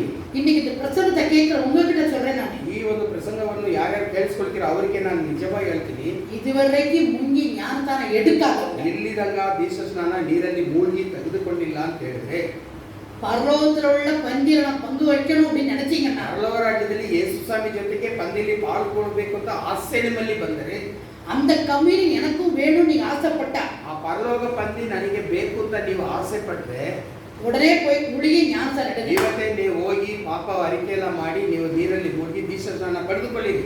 கரெக்ட். பாவத்தை அறிக்கை செய்து உங்க சுத்த துர்மனசாட்சி நீங்கி உங்க இருதயம் தெளிக்கப்பட்டு உங்க இருதயம் சுத்தமாகி ಹೋಗಿ ಕೆಟ್ಟ ಚಿಂತೆ ಎಲ್ಲ ಹೋಗಿ ನೀವು ಯೇಸು ಸ್ವಾಮಿ ಹೇಳಿದ ಪ್ರಕಾರ ನೀರಲ್ಲಿ ಮುಳುಗಿ ದೀಕ್ಷಾ ಸ್ನಾನ ಪಡೆದುಕೊಳ್ಳಿರಿ. பூர்ண விசுவாசத்தோட ಪೂರ್ಣ ನಂಬಿಕೆಯಿಂದ ஞானசாரமாகி பந்தியில போய் சேருங்க. ದೀಕ್ಷಾ ಸ್ನಾನ ಪಡೆದುಕೊಂಡು ಆಮೇಲೆ ನಿಮ್ಮ ಆಲಯದಲ್ಲಿ ಇರುವ ಪಂದಿಯಲ್ಲಿ ಪಾಲ್ಗೊಳ್ಳಿರಿ. ஆனா நாம மத்தவங்களை ஏமாத்திட்டு இருக்க கூடாது. ಆದರೆ ನಾವು ಬೇರೆಯವ್ರನ್ನ ಏಮಾರಿಸುವವರಾಗಿ ಬೋಧನೆ ಮಾಡಬಾರದು. ನಾವೇನೆ நம்மளும் ஏமாந்துடுறோம், ನಾವು ಏಮಾರಿಸಲ್ಪಟ್ಟಿದ್ದೀವಿ, நம்ம ஜனங்களையும் ஏமாத்துறோம். ನಮ್ಮ ಸುತ್ತಮುತ್ತಲಿರುವ ನಮ್ಮ ನಂಟು ಜಾತಿಯನ್ನು ಏಮಾರಿಸ್ತಾ ಇದ್ದೀವಿ. இப்ப சொல்லுங்க, மூல உபதேசம் எது? ಈಗ ಯಾವುದು ಮುಖ್ಯವಾಗಿರುವ ಉಪದೇಶ? ಮೂಲ ಉಪದೇಶ. நீங்க சரியானபடிக்கு மூல உபதேசம் பின்பற்றினா, ನೀವು ನಿಜವಾಗಲೂ ಗಟ್ಟಿಯಾಗಿ ದೇವರ ಕಾನೂನು ಪ್ರಕಾರ ಉಪದೇಶದಲ್ಲಿ ಇದ್ದರೆ, நான் ஏன் உங்களுக்கு சொல்ல போறேன்? ಯಾಕೆ ನಾನು ನಿಮಗೆ ಬಂದು ಬೋಧನೆ ಮಾಡಬೇಕು? அதை போய் திரும்ப போடுறேன் ನಾನು. ಯಾಕೆ ಮತ್ತೆ ಪದಿ ನಾನು ಹಾಕ್ಸ್ತಾ ಇದ್ದೀನಿ? அப்படி போடுறது இல்ல. ಆ ಥರ ನಾನು ಮಾಡೋಕ್ಕೆ ಯೋಗ್ಯನಲ್ಲ. நீங்க எடுத்த மூல உபதேசமே தப்பா இருக்குதே. ನೀವು ತೆಗೆದುಕೊಂಡಿರುವ ಆ ಗಟ್ಟಿಯಾಗಿರುವ ಮೂಲ ಉಪದೇಶವೇ ರಾಂಗ್ ಆಗಿದೆ. இப்படிதான் ஞானசாரம் சொல்லிட்டு இருக்கீங்களே, ಇದನ್ನೇ ದೀಕ್ಷಾ ಸ್ನಾನ ಅಂತ ಹೇಳಿ ಬೇರೆಯವರಿಗೆ ದುರುಪದೇಶ ಮಾಡ್ತಾ ಇದ್ದೀವಿ. ஆனா இயேசு உங்களுக்கு இப்படி சொல்லி கொடுத்தாரு. ಯೇಸು ಸ್ವಾಮಿ ನಿಮಗೆ ಯಾವ ತರ ಹೇಳ್ಕೊಟ್ಟಿದ್ದಾರೋ ಅದನ್ನ ಹಿಂಬಾಲಿಸಿ. பிதா குமாரன் பரிசுத்தாவி நாமத்தில் ஞானசாரம் எடுங்கன்னு சொன்னாரு. ಅವನು ಪವಿತ್ರ ನಾಮ ಹೆಸರಲ್ಲಿ ನೀವು ದೀಕ್ಷಾ ಸ್ನಾನ ಪಡೆದುಕೊಳ್ಳಿರಿ ಅಂತ ಅಲ್ವಾ ನಮಗೆ ಹೇಳಿರೋದು. அதுக்கு முன்மாதிரி இயேசு ஞானசாரம் எடுத்தாங்களே, ಆ ರೀತಿ ನೀವು ಮಾಡಕ್ಕೆ ನಾನೇ ದಾರಿ ಅಂತ ಹೇಳಿ ಅವರೇ ದೀಕ್ಷಾ ಸ್ನಾನ ಅದೇ ತರ ನೀರಲ್ಲಿ ಮೂழ்ಗಿ ಅಲ್ವಾ ತಗೊಂಡಿದ್ದು. யோர்தான் நதியில போய் எடுத்தாரு. ಯೋರ್ದಾನ್ ನದಿಯಲ್ಲಿ ಹೋಗಿ ತಲೆ ಒಳಗೆ ಹೋಗಿ ನೀರಲ್ಲಿ ಮೂழ்ಗಿ ದೀಕ್ಷಾ ಸ್ನಾನ. இல்லைன்னா சும்மா எருசலேம் தேவாலயத்தில் தண்ணி தெளிச்சு முடிச்சிருக்கலாம் அவரு. ಯೆರೂಸಲೇಮ್ ದೇವಾಲಯದಲ್ಲಿ ಒಂದು ತೊಟ್ಟಿಯಲ್ಲಿ ನೀರಿದೆ, ಅದನ್ನೇ ತಗೊಂಡು ತಲೆ ಮೇಲೆ ತೊಳೆದ್ಬಿಟ್ಟು ದೀಕ್ಷಾ ಸ್ನಾನ ಪಡೆದಿನಿ ಅಂತ ಯೇಸು ಸ್ವಾಮಿ ಬಂದಿರಲ್ವಾ? ஏன் அப்படி செய்யல அவரு? ಯಾಕೆ ಅವರು ಆ ರೀತಿ ಮಾಡಿಲ್ಲ? நமக்கு ஒரு முன்மாதிரியை காட்டினார். ನಮಗೆ ಒಂದು ರೋಲ್ ಮಾಡಲು, ನಾನು ತೆಗೆದಿರೋ ಪ್ರಕಾರ ನೀವು ನೀರಲ್ಲಿ ಮುಳುಗಿ ದೀಕ್ಷಾ ಸ್ನಾನ ಪಡಿಬೇಕು, என்ன ஃபாலோ பண்ணுங்கன்னு சொன்னாரு. ನನ್ನನ್ನು ಹಿಂಬಾಲಿಸಿದ ಅಲ್ವಾ ಅವರು ಹೇಳಿದ್ದು. ஆண்டவரை பின்பற்றணும். ಯೇಸು ಸ್ವಾಮಿನ ಹಿಂಬಾಲಿಸೋರಾಗಿರ್ಬೇಕು. ஒரு மனுஷன் பின்பற்றாதீங்க. ಒಬ್ಬ ಮನುಷ್ಯನನ್ನು ಹಿಂಬಾಲಿಸಬೇಡ. கர்த்தருடைய வேதம் உங்க கையில கொடுக்க. ವೇದ ವಾಕ್ಯವು ದೇವರ ವಾಕ್ಯವು ನಿಮ್ಮ ಕೈಯಲ್ಲಿ ಕೊಡಲ್ಪಟ್ಟಿದೆ. வேத வசனம் இப்படியா சொல்லுதுன்னு கொஞ்சம் யோசிச்சு ஆராய்ச்சி பாருங்க. ವೇದ ವಾಕ್ಯ ಈ ರೀತಿ ಅಲ್ಲವಾ ಹೇಳ್ತಾ ಇದೆ ಅಂತ ಹೇಳಿ ನೀವು ಮನಸ್ಸಲ್ಲಿ ತೀರ್ಮಾನ ತಗೋಬೇಕು. நீங்க பெரிய ஜன மாதிரி நட்புணசாலி ஆயிருவீங்க. ಅವರು ನೀವು ದೊಡ್ಡವರ ತರ ನೀವು ಒಳ್ಳೆ ಒಂದು ಗುಣಶಾಲಿಯಾಗಿ ಆಗ್ತೀರಿ. இது மத்தேயில மட்டும் போடல, மார்க்ல போட்டிருக்காரு, லூக்கால போட்டிருக்காரு, ಎಲ್ಲದರಲ್ಲೂ ದೇವರು ಯಾವ ರೀತಿ ದೀಕ್ಷಾಸ್ನಾನ ಪಡಿಬೇಕು ಅಂತ. கடைசி ஒரே ஒரு காரியம். ಅಡೇದಾಗಿ ನಾನು ಒಂದು ವಿಷಯ ಹೇಳಿ ನಾನು ಮುಗಿಸ್ತೀನಿ. ಗಲಾತ್ಯರಿಗೆ ಬರೆದ ಪತ್ರಿಕೆ 3 அதிகாரம் 3ನೇ ಅಧ್ಯಾಯ 27வது வசனம். 27ನೇ ವಾಕ್ಯ. Galatians 3rd chapter 27th verse. ಗಲಾತ್ಯರು 3:27. வாசிக்கிறேன். ನೋಡಿ ಓದ್ತಾ ಇದ್ದೀವಿ. 3:27. ஏனெனில் ಯಾಕೆಂತ ಹೇಳಿದ್ರೆ உங்களில் கிறிஸ்துவுக்குள்ளாக, ನಿಮ್ಮಲ್ಲಿ ಕ್ರಿಸ್ತನಲ್ಲಿ, பாருங்க, கிறிஸ்துவுக்குள்ளாக, ಕ್ರಿಸ್ತು ಒಳಗೆ, ನೀವು ಕ್ರಿಸ್ತು பழைய உடன்படிக்கை சொல்லதவரே, ಹಳೆಯ ಒಡಂಬಡಿಕೆ ಅಂತ ಹೇಳಿಲ್ಲ, ನೀವು ಕ್ರಿಸ್ತು ಒಳಗೆ, கிறிஸ்துவுக்குள்ளாக ಕ್ರಿಸ್ತು ಒಳಗೆ ஞானஸ்தானம் பெற்றவர்கள் எத்தனை பேரோ, ದೀಕ್ಷಾ ಸ್ನಾನ ಪಡೆದುಕೊಂಡಿರೋರು ಎಷ್ಟು ಜನರು, அத்தனை பேரும் ಅಷ್ಟು ಜನರು கிறிஸ்துவை தரித்துக் கொண்டீர்களே. ಕ್ರಿಸ್ತವನ್ನು ಹೊಂದಿಕೊಂಡಿದ್ದೀರಿ. இயேசு என்ன சொல்றாரு? ಯೇಸು ಹೇಳುವ ಮಾತು ಮತ್ತೆ இயேசுக்குள்ள ஞானஸ்தானம் எடுத்தவங்க எல்லாருமே ಕ್ರಿಸ್ತು ಒಳಗೆ ದೀಕ್ಷಾ ಸ್ನಾನ ಪಡೆದಿರೋರು. பவுல் நமக்கு சொல்றாரு, ಪೌಲನು ನಮಗೆ ಈ ರೀತಿ ಬರೀತಾ ಇದ್ದಾನೆ, நீங்க இயேசுக்குள்ள ஞானஸ்தானம் எடுத்தீங்கன்னா, ಯೇಸು ಕ್ರಿಸ್ತು ಒಳಗೆ ನೀವು ದೀಕ್ಷಾ ಸ್ನಾನ ಪಡೆದಿರೋರು ಅಂದ್ರೆ இயேசுவே நீங்க வேர் பண்ணிட்டீங்க, ಯೇಸು ಸ್ವಾಮಿನ ನೀವು ಒಂದು ಬಟ್ಟೆ ತರ ನೀವು ಅವರನ್ನ ಹೊತ್ತುಕೊಂಡಿದ್ದೀರಿ ನಿಮ್ಮ ಶರೀರದಲ್ಲಿ. நீங்க இயேசுவே நீங்க ஆடையா ஊட்டிட்டீங்களே. ಈಗ ನನ್ನ ಬಟ್ಟೆ ಯೇಸು ಸ್ವಾಮಿನೇ ನನ್ನ ಬಟ್ಟೆಯಾಗಿ ನನ್ನ ಮೇಲೆ ಬಂದು ಕೂತ್ಕೊಂಡ್ಬಿಡ್ತಾರೆ. இயேசு கிறிஸ்து மூலமா இயேசு கிறிஸ்துவ போல ஞானஸ்தானம் எடுத்தவங்களுக்கு, ಯೇಸು ಕ್ರಿಸ್ತುವಿನಲ್ಲಿ ಯೇಸು ಕ್ರಿಸ್ತು ತರ ನಾವು ದೀಕ್ಷಾ ಸ್ನಾನ ಪಡೆದಿದ್ರೆ இயேசு கிறிஸ்துவினுடைய Dress நமக்கு கொடுக்கப்படுது. ಯೇಸು ಕ್ರಿಸ್ತುವಿನ ಬಟ್ಟೆ ನಮಗೂ ನೀಡಲ್ಪಡುತ್ತೆ. அந்த Dress மூலம் நமக்கு நல்ல பாதுகாப்பு கிடைக்குது. ಆ ಒಂದು ಬಟ್ಟೆ ಮೂಲಕ ನಮಗೆ ಜೋಪಾನವಾಗಿರುವ ಒಂದು ಮಹಿಮೆ ನಮಗೆ ಸಿಗುತ್ತೆ. இந்த பூமியில பிரச்சனைகள் வரும்போது ಈ ಭೂಮಿಯಲ್ಲಿ ನಿಮಗೆ ಪ್ರಶ್ನೆ ಅಂತ ಒಂದು ಬಂದಾಗ அந்த பாதுகாப்பு கிடைக்கும். ಆ ಒಂದು ಜೋಪಾನವಾಗಿ ಬಾಳೋದಕ್ಕೆ ಬೇಕಾದ ಹಕ್ಕು ನಮಗೆ ಸಿಗುತ್ತೆ. இன்னும் ஞானசாந்த குறித்து நிறைய காரியத்தை ಇನ್ನು ಬೇಕಾಷ್ಟು ವಿಷಯ ದೀಕ್ಷಾಸ್ನಾನ ಬಗ್ಗೆ ಇದೆ. நாங்க ஏற்கனவே ಮೊದಲೇ ನಾವು ಇದರ ಬಗ್ಗೆ பாருங்க ಯೂಟ್ಯೂಬ್ ಅಲ್ಲಿ போன வருஷம் ಹೋದ ವರ್ಷ மே மாசம் 27ஆம் தேதி 27/5/2020ல 27/5/2020ನೇ ಇಸ್ವಿಯಲ್ಲಿ பரலோகத்துக்கு போறதுக்கு 18 ஸ்டெப்ஸ் ಪರಲೋಕಕ್ಕೆ ಹೋಗೋದಕ್ಕೆ 18 ಮೆಟ್ಲು ಇದೆ, ಸ್ಟೆಪ್ ಇದೆ ಅಂತ ಹೇಳಿ ಅದರಲ್ಲಿ ಬೋಧಿಸ್ತೀವಿ. அதுல மூணாவது ஸ்டெப் குறித்து படிச்சிருக்கோம். ಅದರಲ್ಲಿ ಮೂರನೇ ತರಗತಿ ಮೂರನೇ ಭಾಗದಲ್ಲಿ ಈ ಒಂದು ದೀಕ್ಷಾಸ್ನಾನ. அந்த மூணாவது ஸ்டெப்ல போய் பாத்தீங்கன்னா ಮೂರನೇ ತರಗತಿ ನೀವು ಅಲ್ಲಿ ಹೋಗಿ ನೋಡಿದ್ರೆ இன்னும் ஞானசாரத்தை குறித்து நிறைய விளக்கங்கள் அது கிடைக்கும். ಬೇಕಾಷ್ಟು ವಿಷಯಗಳನ್ನ ನಾವು ಬಹಳ ಚೆನ್ನಾಗಿ ಅದರಲ್ಲಿ ಎಕ್ಸ್ಪ್ಲೈನ್ ಮಾಡಿದ್ವಿ. ಮೇ ತಿಂಗಳು ಹೋದ ವರ್ಷ கர்த்தர் தம்முடைய வெளிச்சத்தை நடத்துவாராக. ದೇವರು ನಿಮ್ಮ ಪ್ರತಿಯೊಬ್ಬರನ್ನು ತಮ್ಮ ಬೆಳಕಿಂದ ನಡೆಸಲಿ ಅಂತ கர்த்தர் உங்களை ஆசீர்வதிப்பார். ಪ್ರತಿಯೊಬ್ಬರನ್ನು ಯೇಸು ಸ್ವಾಮಿ ಆಶೀರ್ವದಿಸಲಿ. இந்த வசனம் உங்களை ஆசீர்வதிக்கட்டும். தயவுசெய்து கர்த்தருக்குள்ள பரலோக ராஜ்ய பந்தியில பங்கு கொள்றதுக்கு தகுதியாகுங்க. ನೀವು ಪ್ರತಿಯೊಬ್ಬರು ದೇವರ ಆತ್ಮನ ಶಕ್ತಿಯಿಂದ ಯಾರ್ಯಾರು ದೀಕ್ಷಾಸ್ನಾನ ಪಡೆದಿರೋ ಯೇಸು ಸ್ವಾಮಿ ತರ ನೀರಲ್ಲಿ ಮುಳುಗಿ ದೀಕ್ಷಾಸ್ನಾನ ಪಡೆದು ಕರ್ತರ ಬಂದ ಯೇಸು ಸ್ವಾಮಿನೇ ನಿಮ್ಮ ಪ್ರತಿಯೊಬ್ಬರನ್ನು ಆಶೀರ್ವದಿಸಲಿ.